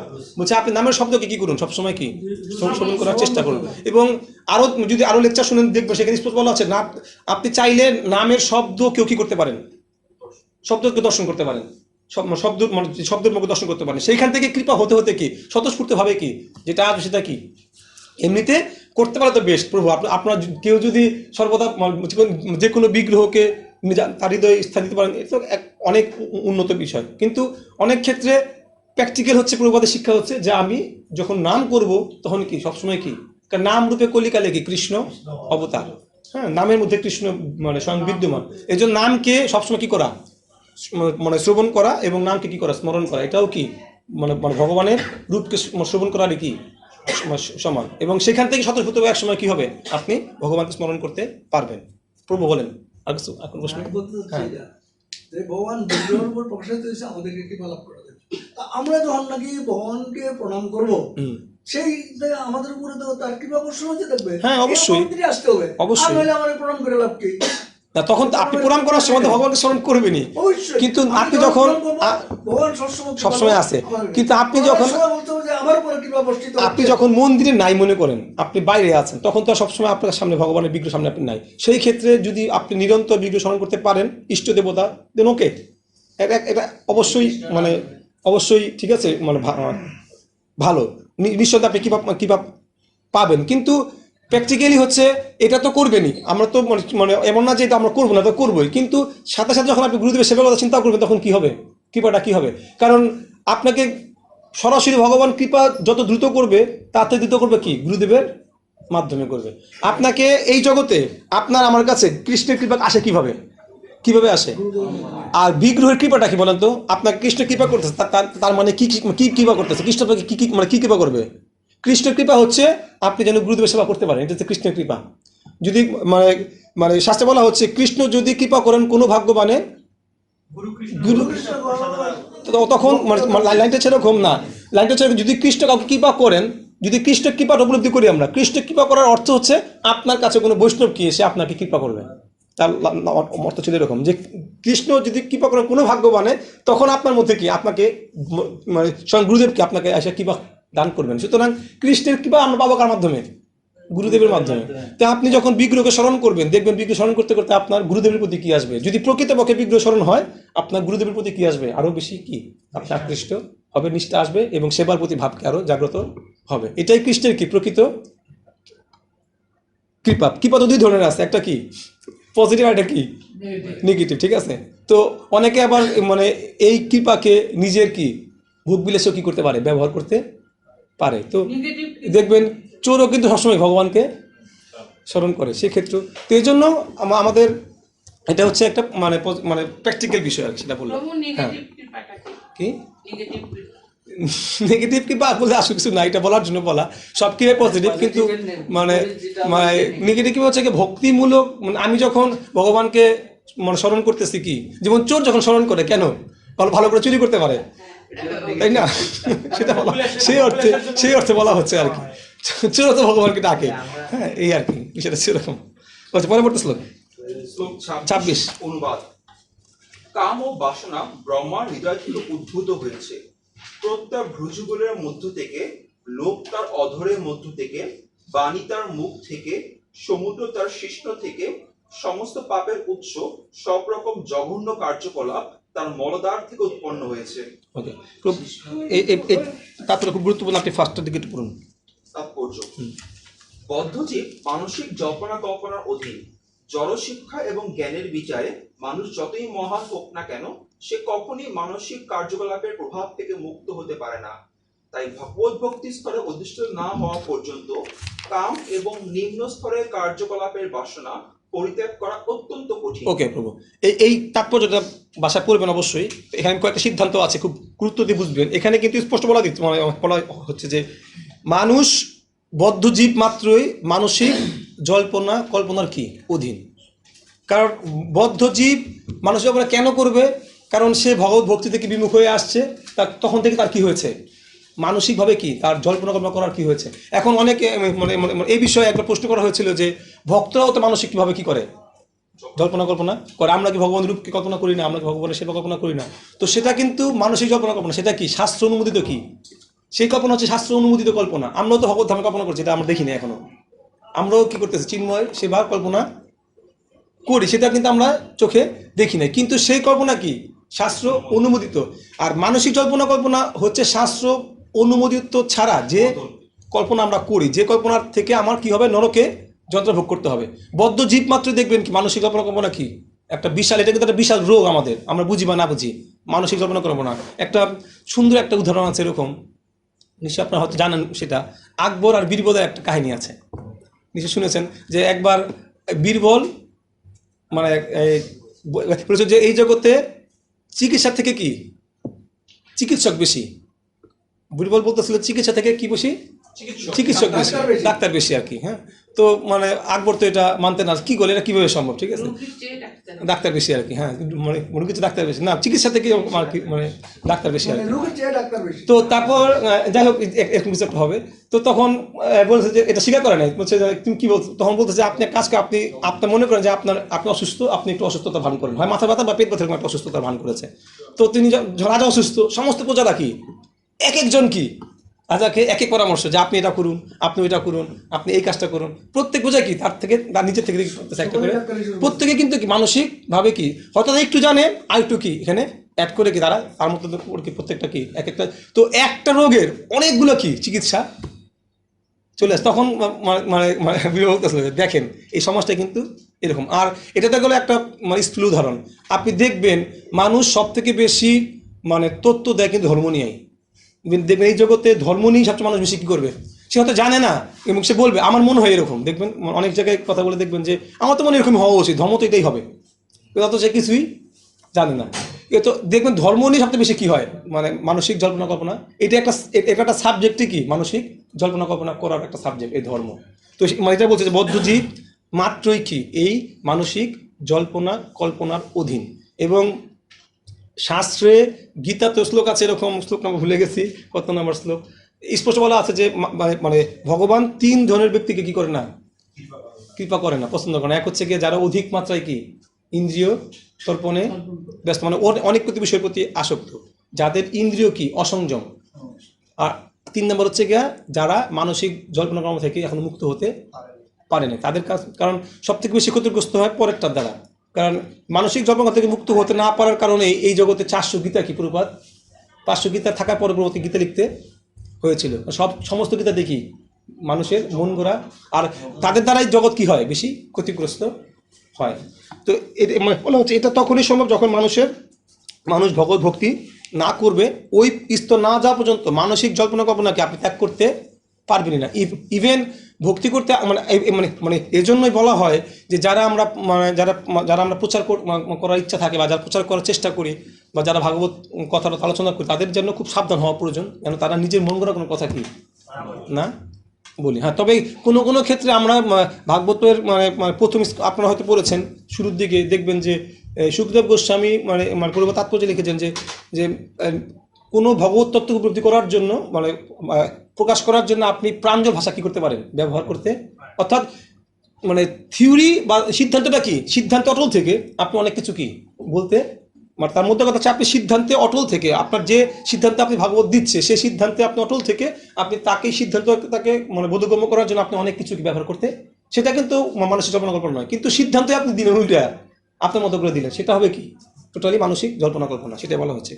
ওকে, আপনি এরপরের থেকে একটু একটু মানে এখানে কামনাহীন, দেখুন পেয়েছে কামনাহীন তাৎপর্যে কামনাহীন হওয়ার সিদ্ধান্ত সমর্থনযোগ্য। কামনাহীন হওয়ার সিদ্ধান্ত সমর্থনযোগ্য নয়, কেননা মনকে কখনো কামনা রহিত করা যায় না। যখন উপদেশ দেওয়া হয় যে মানুষকে কামনা বাসনা রহিত হতে হবে, তখন বুঝতে হবে যে পারমার্থিক মূল্যের হানিকারক যা কিছু সেই সমস্ত বস্তুর কামনা করা উচিত নয়। ভগবত ভক্তের মনে ভগবান সর্বদা রয়েছেন এবং তাই তার কামনা রহিত হওয়ার কোনো প্রয়োজন নেই, কেননা তার সমস্ত কামনাই পরমেশ্বর ভগবানের সেবার সঙ্গে সম্পর্কিত। ওকে, খুবই সুন্দর সিদ্ধান্ত। এটা কিন্তু আমাদের ক্ষেত্রে কনফিউশন ছিল অনেক সময় যে আমরা যারা ভক্তি করছি, ভক্তিতে বলা হয় কি তুমি কি হও, তোমার সাথে কোনো বাসনা থাকবে না। কিন্তু আসলে প্রকৃত বাসনা থাকবে না বলতে কোন বাসনা, জড় বাসনা। আমরা কিন্তু অবশ্যই কি চিন্ময় বাসনা অবশ্যই থাকবে, কারণ মানুষ বাসনা শূন্য, এই আমাদের মন কখনোই বাসনা শূন্য হতে পারে না। এটা কয়েকদিন আগে একটা পরীক্ষা প্রশ্ন আসছিল আমাদের, ওই যে ওই মানে আমাদের এমআই থেকেই প্রোগ্রাম করতো না আগে, ইসেতে কোথায় জানি গুলিস্তানের একটা সেন্টারে কিরা বছর প্রশ্ন একবার ডিবেট হলো না, এরকম প্রশ্নোত্তর পর ওয়েট করছিল। মানুষের মন কখনোই কি ভাবনা শূন্য হতে পারে না। কেন?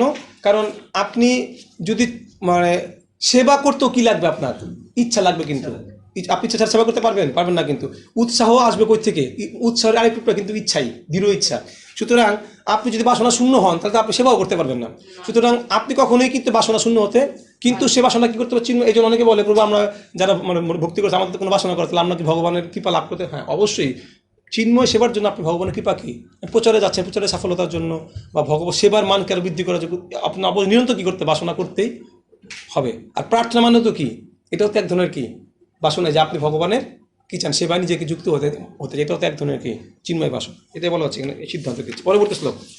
হরে কৃষ্ণ। শ্লোক 27। মহিমাময়ী দেবকুটি মহর্ষি কর্দম ব্রহ্মার ছায়া থেকে উৎপন্ন হয়েছে। এইভাবে জগতের সমস্ত বস্তু ব্রহ্মার শরীর অথবা মন থেকে উৎপন্ন হয়েছে। পরবর্তী শ্লোক চলে যান। আমরা শুনেছি যে ব্রহ্মার বাপ এবং নামী এক কন্যা ছিলেন, তিনি তার শরীর থেকে উৎপন্ন হয়েছিলেন। ব্রহ্মা কামে তাকে অভিলাষ করেছিলেন, সেই কন্যা দীর্ঘকারা ছিলেন। তো এইখানে দেখুন মানে এইখানে শুরুতে কিন্তু আছে কি, হে বিদুর আমরা শুনেছি যে, তো মানে এটা পরে দেখবেন এখানে বলা আছে যে এখানে এই কথাটা কিন্তু অনেক গুরুত্ব আছে, যে আমরা এখানে সরাসরি তত্ত্ব কিন্তু উনি বলেন না, এখানে কি উনি একটা মানে যেহেতু মানে এই কথাটা একটু কন্ট্রোভার্সি কথা, এই জন্য উনি বিনয়ের সাথে কিন্তু আমরা এটা শুনেছি যে এরকম ঘটনা ঘটেছিল। এখন এই ঘটনাটার কিন্তু বিশাল কি আছে, ব্যাখ্যা আছে, এই ঘটনাটার অনেক মারাত্মক ব্যাখ্যা আছে। কিন্তু এই ঘটনাটা আমাদের মানে খুব গভীরভাবে কি করা উচিত, উপলব্ধি করা উচিত, যে আসলে এখানে কি বোঝাতে আসলে চেয়েছেন। এবং আপনার সামনে আপনার একটু মানে শেষ পড়াটা যান, শেষ পড়াটা এটা তবে এই ঘটনা থেকে সকলের একটি মস্ত বড় শিক্ষা লাভ করা উচিত। মানুষ সামাজিক প্রাণী, স্ত্রী লোকদের সঙ্গে অসংগত মেলামেশা করলে তা পদক্ষেপ হতে পারে। পুরুষের এই প্রকার অবাধে মেলামেশা বিশেষ করে যুবক যুবতীদের মধ্যে অবশ্যই পারমার্থিক উন্নতির এক বিরাট বাধা স্বরূপ। জগতের বন্ধনের কারণ হচ্ছে যৌনবন্ধন এবং স্ত্রী পুরুষের অবাধে মেলামেশা একটি মস্ত বড় প্রতিবন্ধক। এই ভয়াবহ সম্পদের প্রতি আমাদের উল্লেখ করেছেন। আচ্ছা, সিদ্ধান্ত বুঝতে পেরেছেন। আপনারা দেখবেন ভাগবতমের অনেক তত্ত্ব আছে যেগুলো শুরুর দিকে কি আমাদের কাছে একটু কি আমরা যখন নবীন থাকি তখন কিন্তু আমাদের বুঝতে কি হয় একটু সমস্যা, যে এগুলো কেন দিচ্ছে, এগুলোর কি আমার আদৌ প্রয়োজন আছে কিনা। বাস্তবিক অর্থে আপনার অবশ্যই কি এগুলোর কি অনেক বেশি কি প্রয়োজন আছে, কারণ এগুলো ছাড়া আপনি এই জগৎ থেকে, এই যে আমরা প্রথমেই বলেছিলাম ভাগবত যখন ব্যাসদেব লিপিবদ্ধ করেছেন, কখন করেছেন? উনি যখন ধ্যানস্থ হলেন, যখন নারদ মুনি তাকে মানে বকা দিলেন, তুমি অসন্তুষ্ট কারণ তুমি এই জগৎ থেকে মুক্তির পথ কি সরাসরিভাবে কি উল্লেখ প্রত্যক্ষভাবে লেখো না, পরোক্ষভাবে তো হয়তো আছে ছিল, প্রত্যক্ষভাবে তখন তিনি ধ্যানস্থ হলেন। ধ্যানস্থ হয়ে তিনি কি করলেন? মায়াদেবী সহ কি করলেন ভগবানকে। তো এটা কিন্তু বাস্তব সত্য। আপনি যদি সত্য না জানেন তাহলে কিন্তু আপনি কোনো কাজ করতে পারবেন না। তো সত্য জানতে হবে যে এই জগতে মায়া শক্তির প্রভাবটা কতটুকু, এটা কিন্তু উপলব্ধি করা প্রয়োজন। আমি যদি মায়াকে চিনতে না পারি, মায়াকে আমি ভয়ও পাবো না। এই জন্য আমরা ভয় পাই না বিধায় কিন্তু কি আমরা মায়াগ্রস্ত হই, কারণ মায়াকে তো আমি ভয়ই পাই না, আমি তো মায়াগ্রস্ত কেন হবো না। তো এখানে ব্রহ্মার এই ঘটনার দ্বারা মানে দেখাচ্ছেন যে এই জগতের এই বাসনা কতটা কি ভয়ঙ্কর রূপ নিতে পারে। আপনারা দেখবেন এখানে এই পেরাতেই আছে যে এই বিষয়টা কিন্তু ব্রহ্মার এই কল্পে না, যে কল্পে উনি ভাগবত শ্রবণ করেছেন, এটা অন্য কোনো কল্প যেখানে যখন তিনি ভাগবতের জ্ঞান লাভ করেন নাই, সেটা এখানে লেখা আছে। পরবর্তী শ্লোকে চলে যান। হ্যাঁ, মনীষী প্রমুখ ব্রহ্মার পুত্রেরা এইভাবে তাদের পিতাকে বিভ্রান্ত হয়ে অনৈতিক আচরণ করতে দেখে গভীর শ্রদ্ধা সহকারে তাকে একটু গোল দাগ দেন, গভীর শ্রদ্ধা সহকারে এই জায়গায়। হ্যাঁ, এটা খুব গুরুত্বপূর্ণ যে তার পুত্ররা তাকে কি গভীর মানে, যদিও এটা অত্যন্ত অনৈতিক কাজ, তো তথাপি কিন্তু তার পুত্র তার প্রতি কিন্তু কি অশ্রদ্ধা হারাননি।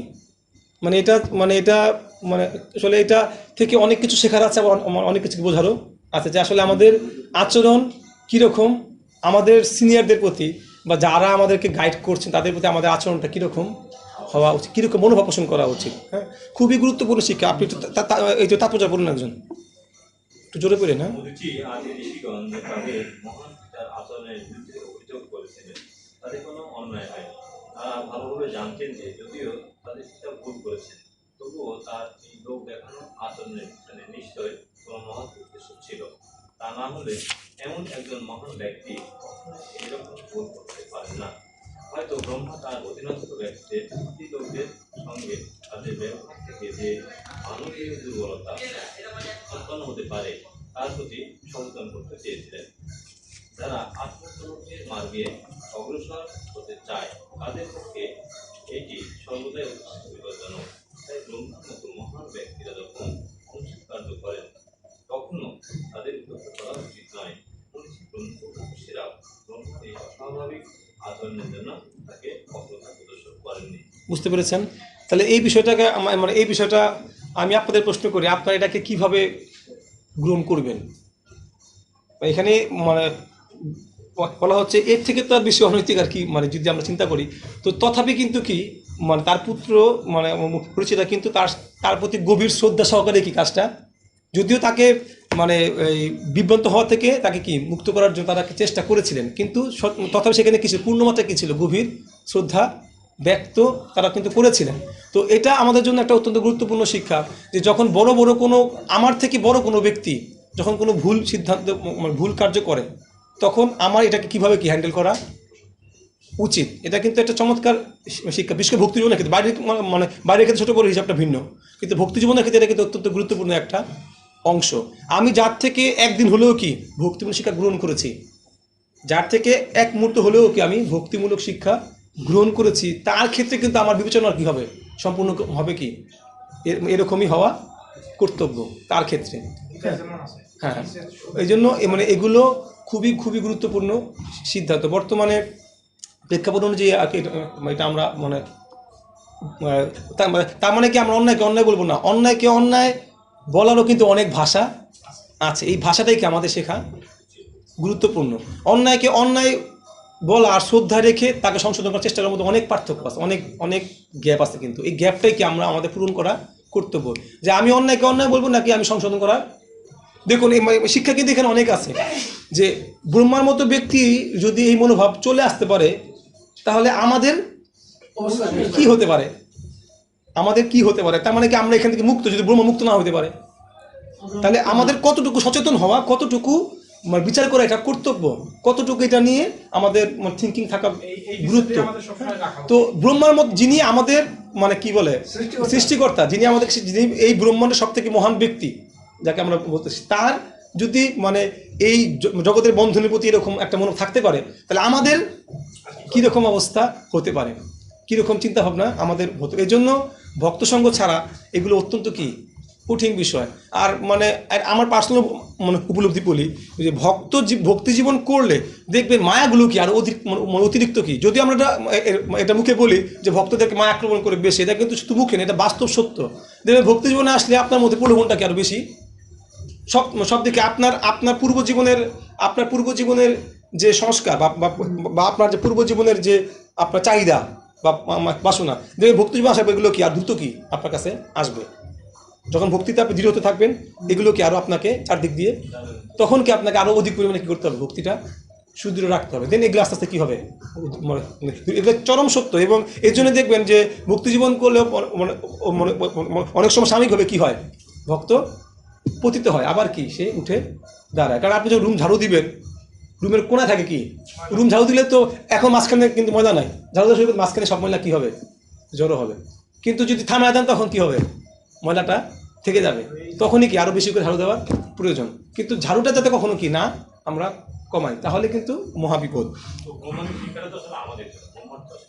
না এটাই তো, এখানে তো সেটাই বলা হচ্ছে যে ব্রহ্মার এই শিক্ষাটা টোটালি কি, যে এত বড় যেমন শিবজি মহারাজও কি মায়ের সাথে কি হয়েছিলেন মিশ্রিত, কেন আমাদের জন্য সেবা করার জন্য। ব্রহ্মা এত বড় এই কাজ করবে না, কাজ করে নাই, কিন্তু আপনার কাজ করে শুধু তার চিন্তা আসছিল এরকম, সে সাথে সাথে কি না এরকম চিন্তা আসবে কেন ব্রহ্মা, এরকম চিন্তা আসবে এর জন্যই, কারণ এই মানে প্রথম কথা দেখেন এই জগতে আমরা সবাই কি প্রকৃতি, পুরুষকে ভগবান।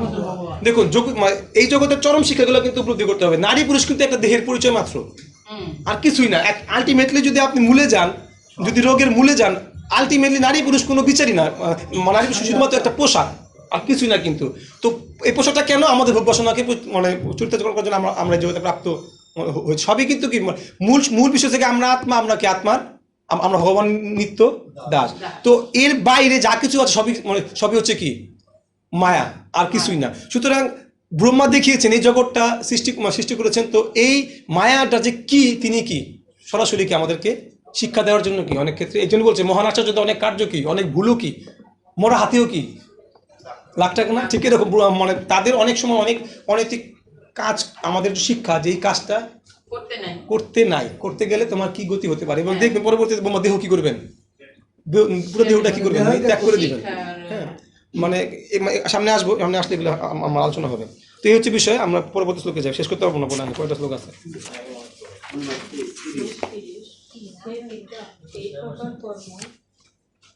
এই প্রকার কর্ম যার ফলে আপনি নিজেকে সমস্যাগ্রস্ত করছেন তা পূর্বে কোনো ব্রহ্মা কখনো করেননি, অন্য কেউ করেননি, অথবা পূর্বকল্পে আপনিও করেননি এবং ভবিষ্যতেও কেউ তা করতে সাহস করবে না। এই ব্রহ্মাণ্ডে আপনি হচ্ছেন সর্বশ্রেষ্ঠ প্রাণী। তাহলে কিভাবে আপনি আপনার কন্যার সঙ্গে যৌন সম্পর্কে লিপ্ত হতে চান এবং আপনার সেই বাসনাকে সংযত করতে পারবেন না। তো এখানে কিন্তু বলা হচ্ছে যে পূর্বেও করেনি, ভবিষ্যতে কি কেউ। তো আমরা বলেছিলাম যে এটা হয়তো আমাদের এই কল্পের নয়, যে কল্পে ভগবান ব্রহ্মাকে এই ভাগবত জ্ঞান দান করেছিলেন, এটা অন্য কোনো কল্পের ঘটনা এখানে বলা হচ্ছে।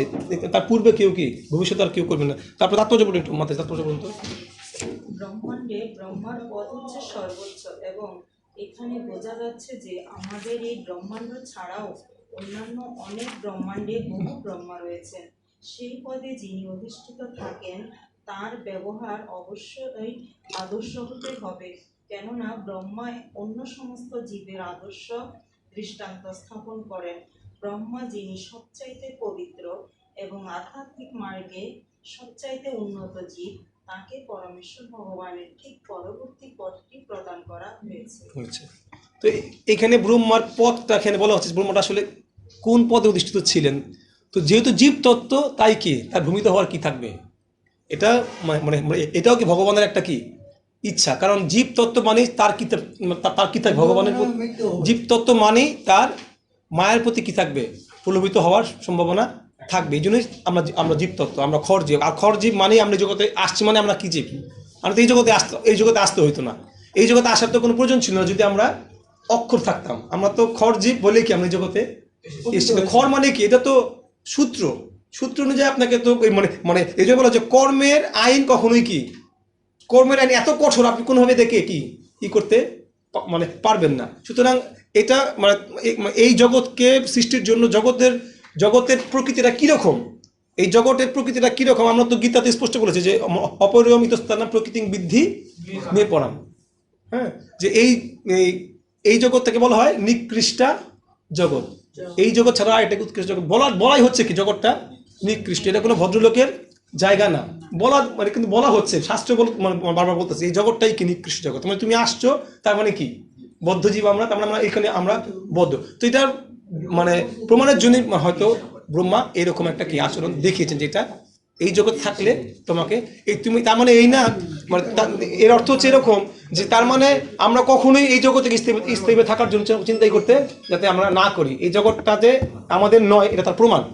এই জগৎ থেকে তুমি চলে যাও কোথায়, ভগবত ধাম। পরবর্তী শ্লোক। আপনি যদিও সবচেয়ে শক্তিশালী ব্যক্তি, তবুও এই আচরণ আপনার শোভা পায় না, কেননা পারমার্থিক উন্নতি সাধনের জন্য জনগণ আপনার চরিত্রের অনুসরণ করে। বলা হয় যে পরম শক্তিশালী জীব তার ইচ্ছা অনুসারে যা ইচ্ছা তাই করতে পারে এবং তার এই প্রকার আচরণ কখনো তাকে প্রভাবিত করতে পারে না। দৃষ্টান্ত স্বরূপ বলা যায় যে ব্রহ্মাণ্ডের সবচেয়ে শক্তিশালী অগ্নিময় গ্রহ সূর্য যে কোনো স্থান থেকে জল বাষ্পীভূত করতে পারে এবং তা সত্ত্বেও সে পূর্বেরই মতো শক্তিশালী থাকে। সূর্য নোংরা জায়গা থেকেও জল বাষ্পীভূত করতে পারে, কিন্তু তা সত্ত্বেও সেই নোংরা তাকে দূষিত করতে পারে না। তেমনই ব্রহ্মা সর্ব অবস্থাতে অনিন্দনীয়, কিন্তু তা সত্ত্বেও যেহেতু তিনি হচ্ছেন সমস্ত জীবেদের গুরু, তাই তার আচরণ ও চরিত্র আদর্শ হওয়া উচিত, যাতে তার মত আচরণ অনুসরণ করে মানুষেরা সর্বোচ্চ পারমার্থিক উন্নতি সাধন করতে পারে। তাই তার পক্ষে এই প্রকার আচরণ করা ঠিক হয়নি। দেখুন, অনেক ক্ষেত্রে যারা বড় বড় পদে থাকেন তারা কিন্তু অনেক কিছু কি বোঝানোর জন্য অনেক কিছু কিন্তু করে থাকেন। এই মানে এইখানে একটা গুরুত্বপূর্ণ বিষয়, এখানে সিদ্ধান্ত কিন্তু আমরা দুইভাবে গ্রহণ করতে পারবো। আমরা পজিটিভ বিষয়গুলো চিন্তা করা, ব্রহ্মার এই ধরনের কার্যের পিছনে আরেকটা গুরুত্বপূর্ণ কারণ হচ্ছে যে এই জগতে এটা শিক্ষা দেওয়া যে এই কাম প্রবৃত্তি কতটা ভয়ানক, ঠিক আছে, এর ঊর্ধ্বে কি কেউ না। আর এই মানে মায়া শক্তি তো ভগবানের বহিরঙ্গ শক্তি, আমরা যে কেউ মায়া শক্তির ঊর্ধ্বে নই, আমরা যে কেউ বহিরঙ্গ শক্তির উপরে নই, তার প্রমাণ কি স্বয়ং ব্রহ্মা কি। এই জন্য বলা আছে যে মানে বড় বড় লোকদের কার্য, মহান লোকদের কার্য, এটা কিন্তু কখনোই কি মানে ওইভাবে কি মানে আমি বিচার করতে পারবো না। এই জন্য ব্রহ্মা সর্বাবস্থাতে কি মানে উনি অনিন্দনীয়, উনি নিন্দনীয় নন। সূর্যদেব যেরকম ময়লা থেকে কি করতে পারে, মানে ময়লাকে পরিষ্কার করতে পারে, তার সে ক্ষমতা আছে। ঠিক বড় বড় ব্যক্তিদের কিন্তু সূর্য কি মানে সেটা করতেছে না, সেটা প্রতিনিধিত্ব করতেছে। সুতরাং এটা শিক্ষা খুব গুরুত্বপূর্ণ, যে শিক্ষাটা আমরা দিতে পারবো না, যেটা তিনি আমাদেরকে কি শিখিয়েছেন। এটা হচ্ছে বিষয়। পরবর্তী শ্লোক। শ্লোক 32। আমরা পরমেশ্বর ভগবানকে আমাদের সশ্রদ্ধ উন্নতি নিবেদন করি, যিনি আত্মস্থ হওয়া সত্ত্বেও তার স্বীয় জ্যোতির দ্বারা এই জগৎ সৃষ্টি করেছেন। সর্বাঙ্গীন কল্যাণের জন্য তিনি যেন দয়া করে ধর্মকে রক্ষা করেন। ওকে, এটা তাৎপর্য পড়বেন, তাৎপর্য বলে বুঝতে পারবেন যে এইখানে একজন কনিষ্ঠ ভক্তের বা অধীনস্থ ভক্তের কোনো সিনিয়র ডিভোটি বা কোনো মানে মানে এরকম যদি আমরা পতন দেখতে পাই বা তার যদি কোনো, তাহলে আমাদের কিভাবে এই বিষয়টা ডিল করা উচিত এবং তার জন্য আমাদের কি করা উচিত। আপনি দেখতে পাচ্ছেন যে আপনার কোনো মানে কোনো সিনিয়র ভক্ত, আপনার কোনো শিক্ষাগুরু বা আপনার কোনো মানে তত্ত্বাবধানে আছেন, তাদের কোনো আপনি ফল দেখতে পাচ্ছেন, সেই ক্ষেত্রে আপনার কি ধরনের কার্য পদক্ষেপ নেওয়া উচিত, এখানে কিন্তু তার সুন্দর ব্যাখ্যা প্রবাদ স্বয়ং তাৎপর্য ব্যক্ত করেছেন। এজন্য এটা একটু ভালো করে পড়বেন এবং সিদ্ধান্ত দিবেন। একটু পড়েন প্রভু। এখানে অনুবাদ তাৎপর্য।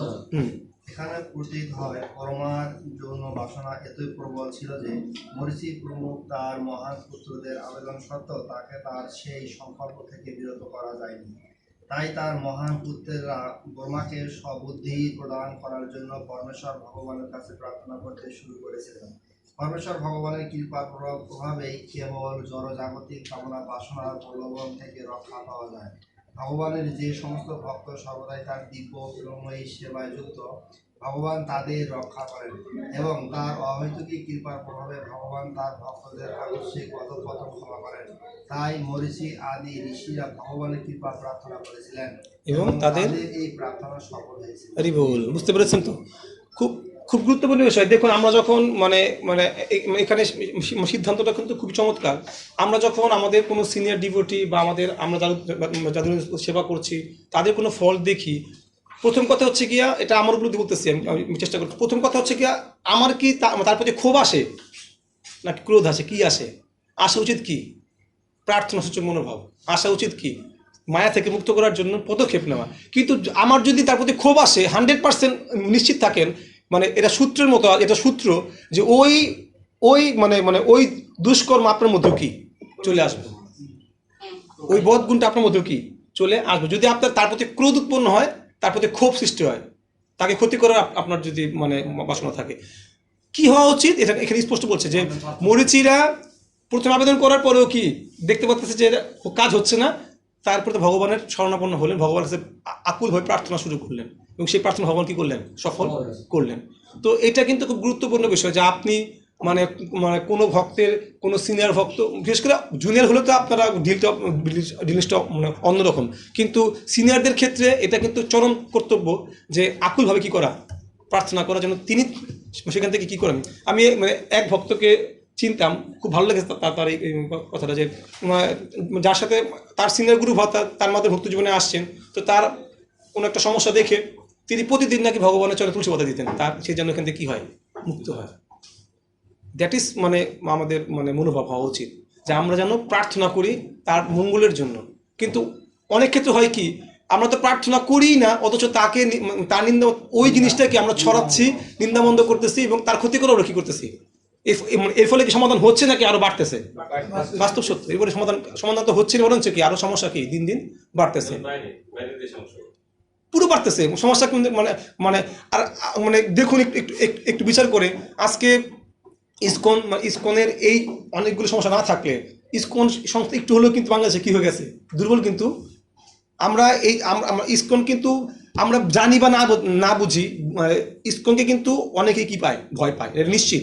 বাইরের জায়গায় হয়তো আমরা বুঝতে পারি না, আমাদের তো এগুলো কাজ না, তাই আমরা উপলব্ধি করতে পারি না। আপনি বাইরে যান, সবাই এক বাক্যে হিন্দুরা তো স্বীকার করবে যে ইসকন একটা কি শক্তিশালী সংগঠন, এক বাক্যে স্বীকার করবে। আপনাকে বলতে হবে না, আপনি মারামারি করেন না করেন, ইসকন কি একটা শক্তিশালী সংগঠন। এবং মোল্লারাও কিন্তু বুঝে যে ইসকনকে কিছু করতে, ডাইরেক্ট কিছু করতে গেলে সে পারবে না, কারণ ইন্টারন্যাশনাল তাকে চাপ থাকে, হয়তো করতে একটু লুকে ঢুকে সেটা আলাদা কথা, গা বাঁচা, কিন্তু ঢালোভাবে করাটা কি? কেন? ইসকন যদি বাংলাদেশের ইসকন যদি আজকে আরো স্ট্রং থাকতো, বাংলাদেশের ইসকন কিন্তু অনেক, যদি ঐক্য থাকতো, তাহলে কিন্তু এটা আরো পরিমাণে কি আমরা উপলব্ধি করতে পারতাম। হ্যাঁ, দুঃখের বিষয়, ছোট্ট একটা ইনসিডেন্ট বলি। আমাদের কাছের এক ভক্তের কথা চলে আসলো, কিশোরগঞ্জের ঘটনা বলতেছি। তো ওই ভক্তরা প্রচার করে খুব চমৎকার, প্রভু চিনে। একটা রিসেন্ট ঘটনা কি,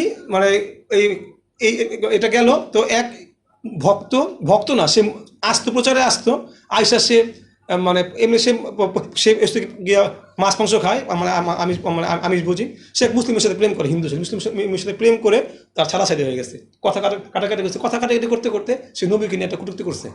বাস্তব ঘটনা বলতেছি, নবীকে নিয়ে কটূক্তি করছে। এটা নিয়ে কি তোলপর। এখন কিছু মোল্লারা এই ওকে ইসকনের সদস্য জড়ায়া ইসকনের নামে কি করতেছে? বদনাম করা শুরু করছে এলাকায়।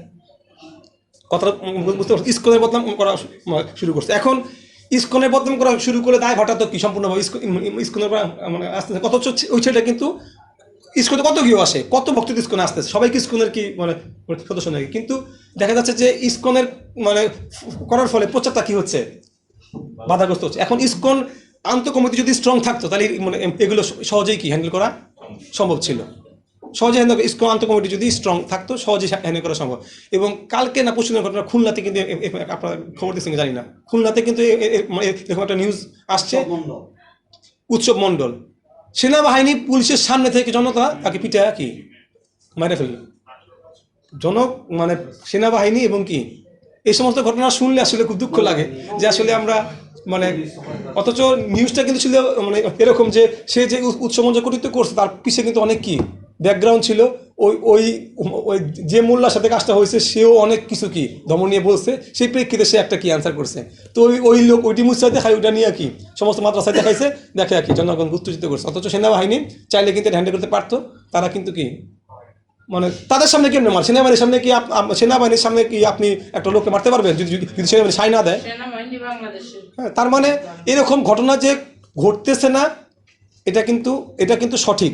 কিছু কিছু ক্ষেত্রে কিন্তু অবশ্যই কি অনেক বেশি কি নিপীড়ন হচ্ছে, মানে এটা কৌশলে হচ্ছে, সুযোগ পাইছে, সুযোগটা কি তারা কাজে লাগাইছে। মানে তারা সুযোগ পাইলে কিন্তু আমাদেরকে ছাড়বে না, এটা কিন্তু সত্য।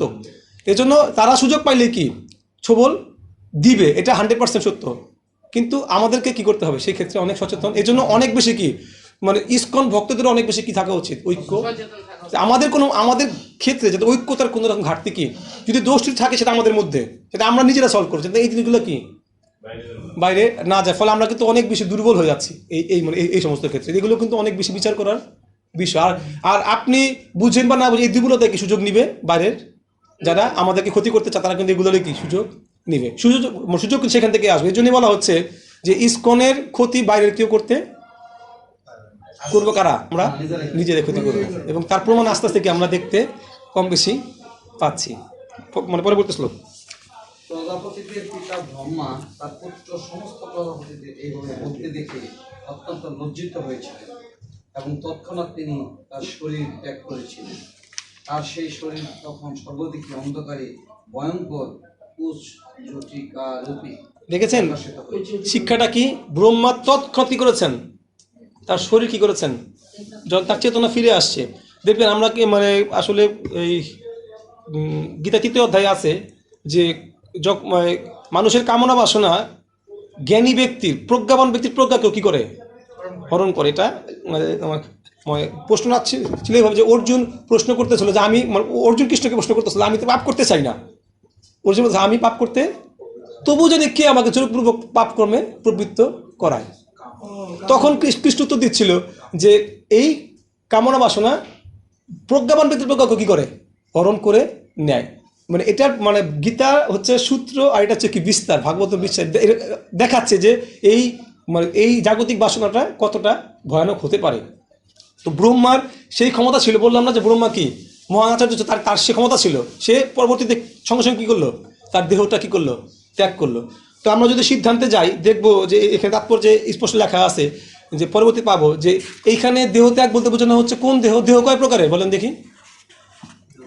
2 প্রকার, কি স্থূল আর কি সূক্ষ্ম দেহ।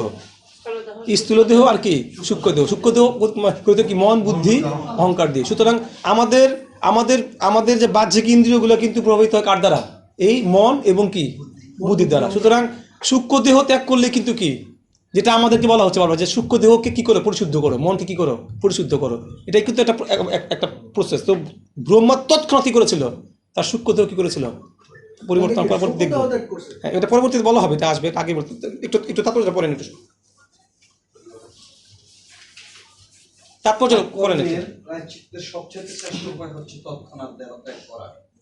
এবং সমস্ত জীবের নেতা ব্রহ্মা তার ব্যক্তিগত দৃষ্টান্তের দ্বারা সেই শিক্ষা দিয়েছিলেন। ব্রহ্মার আয়ু অপরিসীম, কিন্তু তিনি তার গর্হিত পাপের জন্য তার শরীর ত্যাগ করতে বাধ্য হয়েছিলেন। যদিও তিনি সেই পাপের কথা কেবল চিন্তা করেছিলেন, প্রকৃতপক্ষে সেই পাপ কর্মে লিপ্ত হন। অনিয়ন্ত্রিত যৌন জীবনে লিপ্ত হওয়া যে কতখানি অপরাধজনক তা এই দৃষ্টান্তটির মাধ্যমে জীবেদের শিক্ষা দেওয়া হয়েছে। জঘন্য যৌন জীবনের কথা চিন্তা করা পর্যন্ত পাপ, এবং সেই প্রকার পাপ কর্মে প্রায়শ্চিত্ত স্বরূপ দেহত্যাগ করা উচিত। অর্থাৎ মানুষের আয়ু, আশীর্বাদ, ঐশ্বর্য ইত্যাদি সবই পাপ কর্মের ফলে ক্ষয় হয়, এবং তার মধ্যে সবচেয়ে ভয়ঙ্কর হচ্ছে অবৈধ যৌন সুখ। অজ্ঞানতা হচ্ছে পাপ কর্মের কারণ অথবা পাপপূর্ণ জীবন ঘোর অজ্ঞানতার কারণ। অজ্ঞানের রূপ অন্ধকার বা কুজ জটিকা। অন্ধকার বা কুজ জটিকা সমগ্র বিশ্বকে আচ্ছাদিত করে এবং সূর্যই কেবল সেই অন্ধকার বা কুয়াশা দূর করতে পারে। যে ব্যক্তি নিত্য আলোকময় পরমেশ্বর ভগবানের আশ্রয় গ্রহণ করেন তার জটিকার অন্ধকার বা অজ্ঞানের দ্বারা বিনষ্ট হওয়ার প্রমাণ। দেখুন এই শ্লোকে এই যে আমরা একটুকে বললাম যে ব্রহ্মা শিক্ষা দেওয়ার জন্য কাজটা কি, ব্রহ্মাটাকে শিক্ষা দিয়েছেন, শিক্ষাটা আসলে কি হওয়া, এই ধরনের ক্ষেত্রে আমাদের কি ধরনের মনোভাব প্রবল থাকা উচিত এখানে কিন্তু স্পষ্ট ব্যাখ্যা করছে। এবং দেখুন গীতাতে কিন্তু একটা শ্লোক আছে এরকম যে অজ্ঞানতাই কি পাপ, অর্থাৎ আপনি অজ্ঞান থাকবেন এটাই কি আপনি, তো পাপ শুরু হয় থেকে অজ্ঞানতা থেকে, পাপের শুরুটাই কিন্তু কি অজ্ঞানতা। সুতরাং অজ্ঞান থাকাটাই কি, তাহলে শাস্ত্র অধ্যয়ন করা কতটা জরুরি। স্পষ্ট বলা হচ্ছে যে পাপ কর্মের বীজ হয় কোত্থেকে, আপনি যখন অজ্ঞান থাকবেন। এবং ভগবান এটা বলেছেন যে কেউ স্বেচ্ছায় অজ্ঞানতা থাকাটাই কি, আপনি জ্ঞান লাভ করার চেষ্টা করছে এটাও এক ধরনের কি অজ্ঞানতা। কারণ ভগবান আপনাকে বিচার দিয়েছে, বুদ্ধি দিয়েছে জ্ঞান লাভ করার জন্য, কিন্তু আপনি জ্ঞান লাভ করার চেষ্টা করছেন না, সেটাও এক ধরনের কি। সুতরাং পাপ উৎপন্ন হবে, অজ্ঞান ব্যক্তিরা পাপ কর্ম করবে, পাপ কর্ম থেকে তারা বিরত থাকতে পারবে না, এটাই বাস্তব সত্য। পরবর্তী শ্লোকে চলে যান, আমার শেষ করে দেবো, সময় কম, শেষ করে দেবো আজকে শেষ।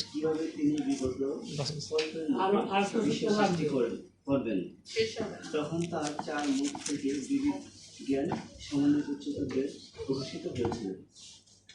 ওকে, শেষ প্যারাটা একটু বলুন, শেষ প্যারাটা। ব্রহ্মার এই দৃষ্টান্তটি কেবল শিক্ষা দেয় জড়াবদ্ধি এতই পরবর্তী যে সকলকেই তার প্রভাব বিস্তার করতে পারে, এমনকি ব্রহ্মার উপরেও। ভগবানের কৃপায় অল্প একটু দণ্ডভোগের মাধ্যমে ব্রহ্মা রক্ষা পেয়েছিলেন এবং ভগবানের অনুগ্রহে মহান ব্রহ্মরূপে তার মর্যাদা পূর্ণ হয়নি। পরবর্তী শ্লোক। অগ্নিহোত্র যজ্ঞের 4 প্রকার উপকরণ যজমান, মন্ত্র গায়ক, হোতা, অগ্নি এবং উপবেদের নির্দেশ অনুসারে সম্পাদিত কর্ম প্রকাশিত হয়েছিল। তারপর ধর্মের 4টি তত্ত্ব, সত্য, তত্ত্ব, দয়া ও শৌচ এবং 4টি বর্ণের কর্তব্য সবকিছুই প্রকাশিত হয়। ফার্স্ট প্যারাটা পড়ুন। আহার, নিদ্রা, ভয়, মৈথুন, জড়দেহের এই 4টি আবশ্যকতা পশু ও মানুষ উভয়ের মধ্যেই সমানভাবে বিরাজমান।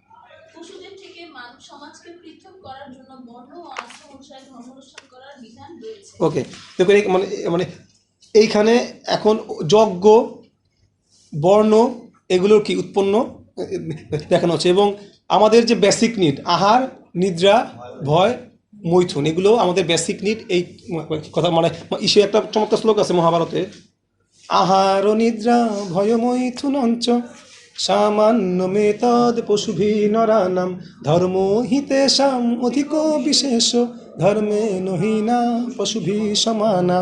বলছে আহার, নিদ্রা, ভয় এবং বংশবৃদ্ধি এটা কি সবার মধ্যে আছে, পুরো সনাতন সমস্ত জীবজগতে আছে। কিন্তু পার্থক্যটা কি মানুষের সাথে পশুর? পার্থক্য একটাই, ধর্ম হিতেশাম, মানুষ কি করবে? ধর্ম পালন করবে। আর ধর্ম মানে কি? আমরা একটু করে আসলাম, ধর্ম মানে হচ্ছে ভগবত নিরন্তর কি ভগবত ভক্তিতে যুক্ত থাকাটা কি, ভগবানকে স্মরণ করাটা কি ধর্ম। এর বাইরে কিন্তু এই জন্য সব প্রকার ধর্ম ত্যাগ করে, ভগবত গীতা বলছে সর্ব ধর্ম পরিত্যাজ্যম। কোন ধর্ম? যে ধর্মের মাধ্যমে ভগবানকে উপলব্ধি যায় না, সেই ধর্ম ত্যাগ করে স্বর্ণগত হোক। তো পশুর থেকে মানুষের পার্থক্য হচ্ছে এইটাই। এবং এখন এই জিনিসটাই কি পরবর্তীতে ব্রহ্মা দৈবী বরস ধর্মের মাধ্যমে এটা আমাদের দেখাবেন। পরবর্তী শ্লোক। বিদুর বললেন, হে তপোধন মহর্ষি, দয়া করে আপনি আমার কাছে বিশ্লেষণ করুন কিভাবে এবং কার সাহায্যে ব্রহ্মা তার মুখানুসৃত বৈদিক জ্ঞান প্রতিষ্ঠা করেছেন। হ্যাঁ, পরবর্তী শ্লোক। এখন বিদুরের প্রশ্ন জানতে চাচ্ছে যে কিভাবে বৈদিক জ্ঞান প্রতিষ্ঠিত হয়েছে। পরবর্তী শ্লোক। যে চিকিৎসা বিজ্ঞান, যুদ্ধকলা, 37 নম্বর। চতুর্থ হলে ব্রহ্মার পূর্বাদি মুখ থেকে যথাক্রমে ঋক, যজুঃ, সাম এবং অথর্ববেদ এই 4টি বেদ প্রকাশিত হয়। তারপর পূর্বে অনুচ্চারিত বৈদিক মন্ত্র, ইচ্ছা, পুরোহিত, স্তুতি, স্তোমের প্রতিপাদ্য বিষয়, প্রায়শ্চিত্ত, চিহ্ন কার্যকলাপ ক্রমান্বয়ে প্রতিষ্ঠিত হয়েছে। 38 নম্বর শ্লোক, 29 নম্বর শ্লোক, এগুলো তো একই কথায়, সঙ্গীত বিদ্যা, স্থাপত্য বিজ্ঞান, এগুলো ব্রহ্মার থেকে সৃষ্টি হয়েছে। এই পরবর্তী শ্লোক আছে 39-এ চলে যান।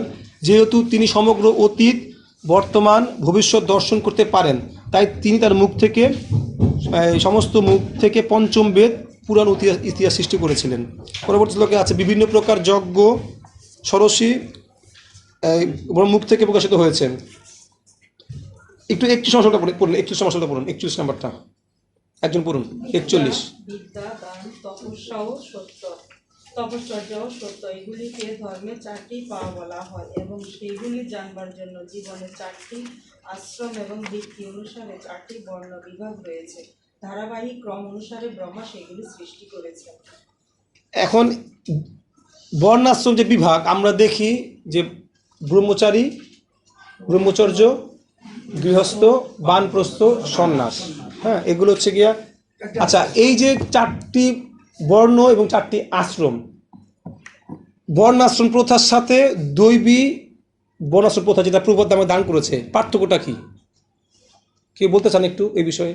বর্ণাশ্রম প্রথা, দৈব বর্ণাশ্রম যেটা, সেটা হচ্ছে যে আমরা ওই গুণাবলী যদি অর্জন করি তাহলে যে কেউ ওই স্টেজে যেতে পারবে এরকম।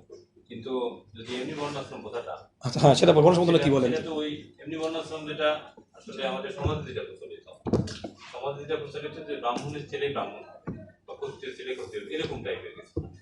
আর দৈবিক বর্ণাশ্রমটাতে ওই গুণাবলী অর্জন করলেই যে কেউ মানে যে কোনো কর্ম করতে পারবে, ওই ধরনের যদি গুণ অর্জন করে আর কি। হ্যাঁ বলেন। মানে বর্ণাশ্রম প্রথার দৈবী যেটা, সেটার উদ্দেশ্য হচ্ছে সংসিদ্ধির হরিতোষণ, মানে ওনারা সর্বাবস্থায় হরিতোষণে যে যে বর্ণ বা আশ্রমে থাকে। কিন্তু বর্তমানে বর্ণ ব্যবস্থা শুধুমাত্র ওই 4টা গুণ এবং কর্ম এগুলো নিয়ে ব্যস্ত, তারা আক্ষরিকভাবে হরিতোষণের কোনো ব্যাপার নেই। আচ্ছা, মানে বর্ণাশ্রম পথ হচ্ছে কি, মানুষের বাসনা অনুযায়ী কি হয়, ভগবান আমাদের জীবের যে বাসনা আছে সে বাসনা অনুযায়ী কি তৈরি হয়েছে, যে কেউ ব্রহ্মচর্য থাকবে, কেউ গৃহস্থ হবে, কেউ বানপ্রস্থ হবে, কেউ সন্ন্যাস নেবে, এগুলো কিন্তু বাসনা অনুযায়ী। তার মানে সে মানে বৈদিক নীতি অনুসারে কি সেটা কি করে ফলো করবে এবং সে তার ফল ভোগ করবে। বর্ণাশ্রম প্রথাতে সে কি করবে, আমরা যে বলি ধর্ম, অর্থ, কাম, মোক্ষ, এটা হচ্ছে সেই সিঁড়ি। বর্ণাশ্রম প্রথাটা সেই সিঁড়ি। আমরা ধর্ম করব, অর্থ আসবে, কামনা বাসনা পূর্ণ হবে বৈদিক নিয়মে, তারপরকে আস্তে আস্তে মুক্তির দিকে আমরা অগ্রসর। সেখানে কিন্তু ভক্তিটার বিষয় এখানে মুখ্য বিষয় না, যেটা বর্তমান বর্ণাশ্রম প্রথা আমরা দেখতেছি। কিন্তু আদৌ কি এটা সম্ভব? আমরা কি এই বর্ণাশ্রম প্রথা কি প্রতিষ্ঠা করতে পেরেছি সমাজে? না, এই সমাজে কিন্তু বৈদিক নিয়মই চলে না, বর্ণাশ্রম চলবে কই থেকে? এই জগতে কিন্তু নাই। আমরা কিন্তু সবাই কিন্তু সঠিকভাবে কিন্তু বর্ণাশ্রম প্রথায় নাই। কিন্তু মানে আমরা এত সৌভাগ্যবান যে পূর্বপদ আমাদের মধ্যে, এই যে প্রভু যে শ্লোকটা বললো যে সংসিদ্ধি হরি তোষণম, যে কোনো স্টেজে আপনি বর্ণাশ্রম প্রথা যে স্টেজে থাকেন না কেন, আপনি পূর্ণরূপে করতে বর্ণাশ্রম প্রথা পারেন কেন? আমরা তো জন্ম থেকে এই নিয়ম শিখে আসি নাই। এই জগতের বহু মানুষ আছে কি ভক্তি জীবনে আসছে কি হয়তো বৃদ্ধ বয়সে, তার কাছে বর্ণাশ্রম প্রথার নিয়ম সে কীভাবে মানে ফলো করেছে কেউ তার।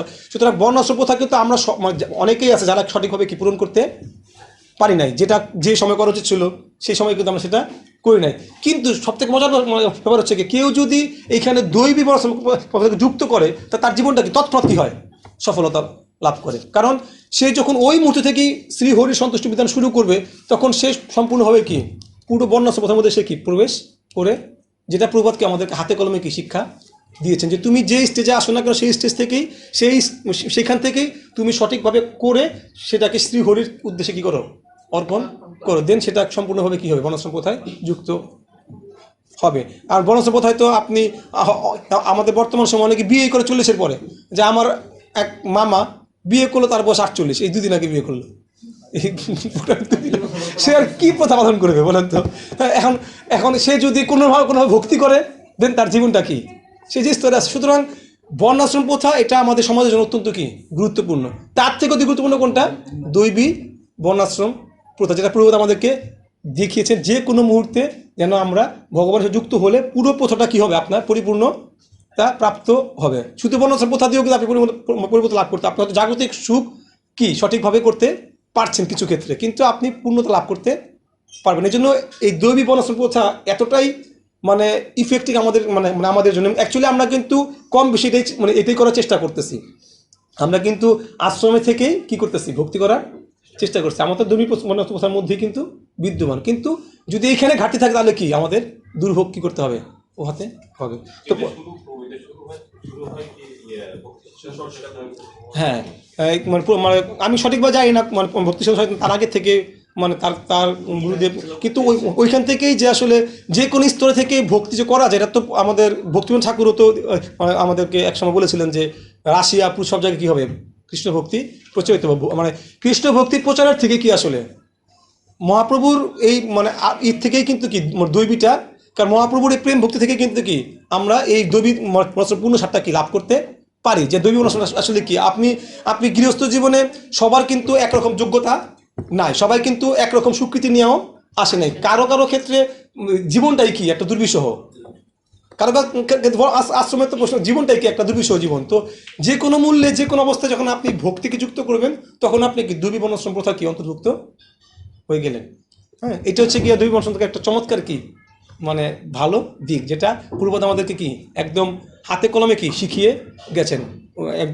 বিদেশে কিন্তু উনি এটাই কি দেখিয়ে দিয়ে গেছেন যে যে কোনো স্তরে কি আপনি দৈবী বর্ণাশ্রম থাকলে আপনার আর কোনো টেনশন না, কেন আপনি শুরু থেকেই বর্ণাশ্রম করে আসতে পারবেন না, পারছেন না, সেক্ষেত্রে আপনার উচিত সবসময় কি দৈবী বর্ণাশ্রম যুক্ত হয়ে থাকা। হরে কৃষ্ণ। পরবর্তী শ্লোক পড়েন একটু। তারপর সাবিত্র বা দ্বিজদের উপনয়ন সংস্কার প্রজাপাতা বা বর্ষব্যাপী ব্রত অবলম্বন, ব্রাহ্ম বা বেদ গ্রহণ, বৃহৎ ব্রত বা আম্র নষ্টি ব্রহ্মচর্য, বার্তা বা নির্দেশ অনুসারে জীবিকা নির্বাহ, সঞ্চয় বা যাজনাত ভিত্তি, শালীন বা অযাচিত ভিত্তি এবং শিলঞ্চ বা পরিত্যক্ত শস্য সংগ্রহের দ্বারা জীবিকা নির্বাহ, এই সমস্ত গৃহের কর্তব্য সৃষ্টি করলেন। তো আমরা এখানে দেখতে এই পরবর্তী শ্লোকে দেখব যে বান প্রস্থের কি 4টা ভাগ ব্রহ্মা সৃষ্টি করেছেন। এর পরবর্তী শ্লোকে একই কথা, এবং এই পরবর্তী শ্লোকে দেখবেন যে সন্ন্যাসের কি 4টা ভাগ এখানে আছে। আপনার শ্লোক নাম্বার 47 চলে যান, 47 একই কথা বলা আছে এখানে। 47 যান, 47 দেখবেন এই যে আমরা যে বর্ণ বলি স্পর্শ বর্ণ, যে বর্ণগুলো সেগুলোও কি ব্রহ্মার আত্মা থেকে সৃষ্টি হয়েছে। ব্রহ্মার আত্মা থেকে স্পর্শবর্ণ, দেহ থেকে স্বরবর্ণ, ইন্দ্রিয় থেকে কি উষ্মবর্ণ সৃষ্টি হয়েছে। সুতরাং বর্ণগুলোও কি ওই যে মাঝখানে মানে ইদানিং শুনতেছিলাম যে জাতীয় সঙ্গীত কী হবে, পরিবর্তন হবে জাতীয় সঙ্গীত। তো এক লোক বলতেছে যে এই নদীর নাম, সমুদ্রের নাম, সূর্যের নাম, বারের নাম সবই তো কি হিন্দু, এগুলোও কি পরিবর্তন করে দেন। বাংলাদেশে পরিবর্তন, বাংলাদেশ এটাও পরিবর্তন করে দেন, বাংলাদেশ তারা সব কিছুই পরিবর্তন হয়ে যাবে। তো এই যে মানে অ্যাবস্ট্রাক্ট কিছু বিষয় অনেকে আমাদের এরকম কিন্তু মানসিকতা অনেক আছে। আমাদের স্কুলের এক কলিগই বলতেছে এই বর্তমান জাতীয় সঙ্গীতটা আসলে কেউ প্রেম পাই না আমি, ঠিক আছে, মানে এখন বলতেছে সে এই সঙ্গীতের মধ্যে কি তার প্রেমে আসে না। কোনটার মধ্যে প্রেম আসে?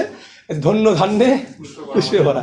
এই এখন এগুলো যে মানসিক বিষয়, এটাও কি আমরা উপলব্ধি করতে শক্তিটা কি আমাদের নাই, যেগুলো যে মনের যে কার সাজি।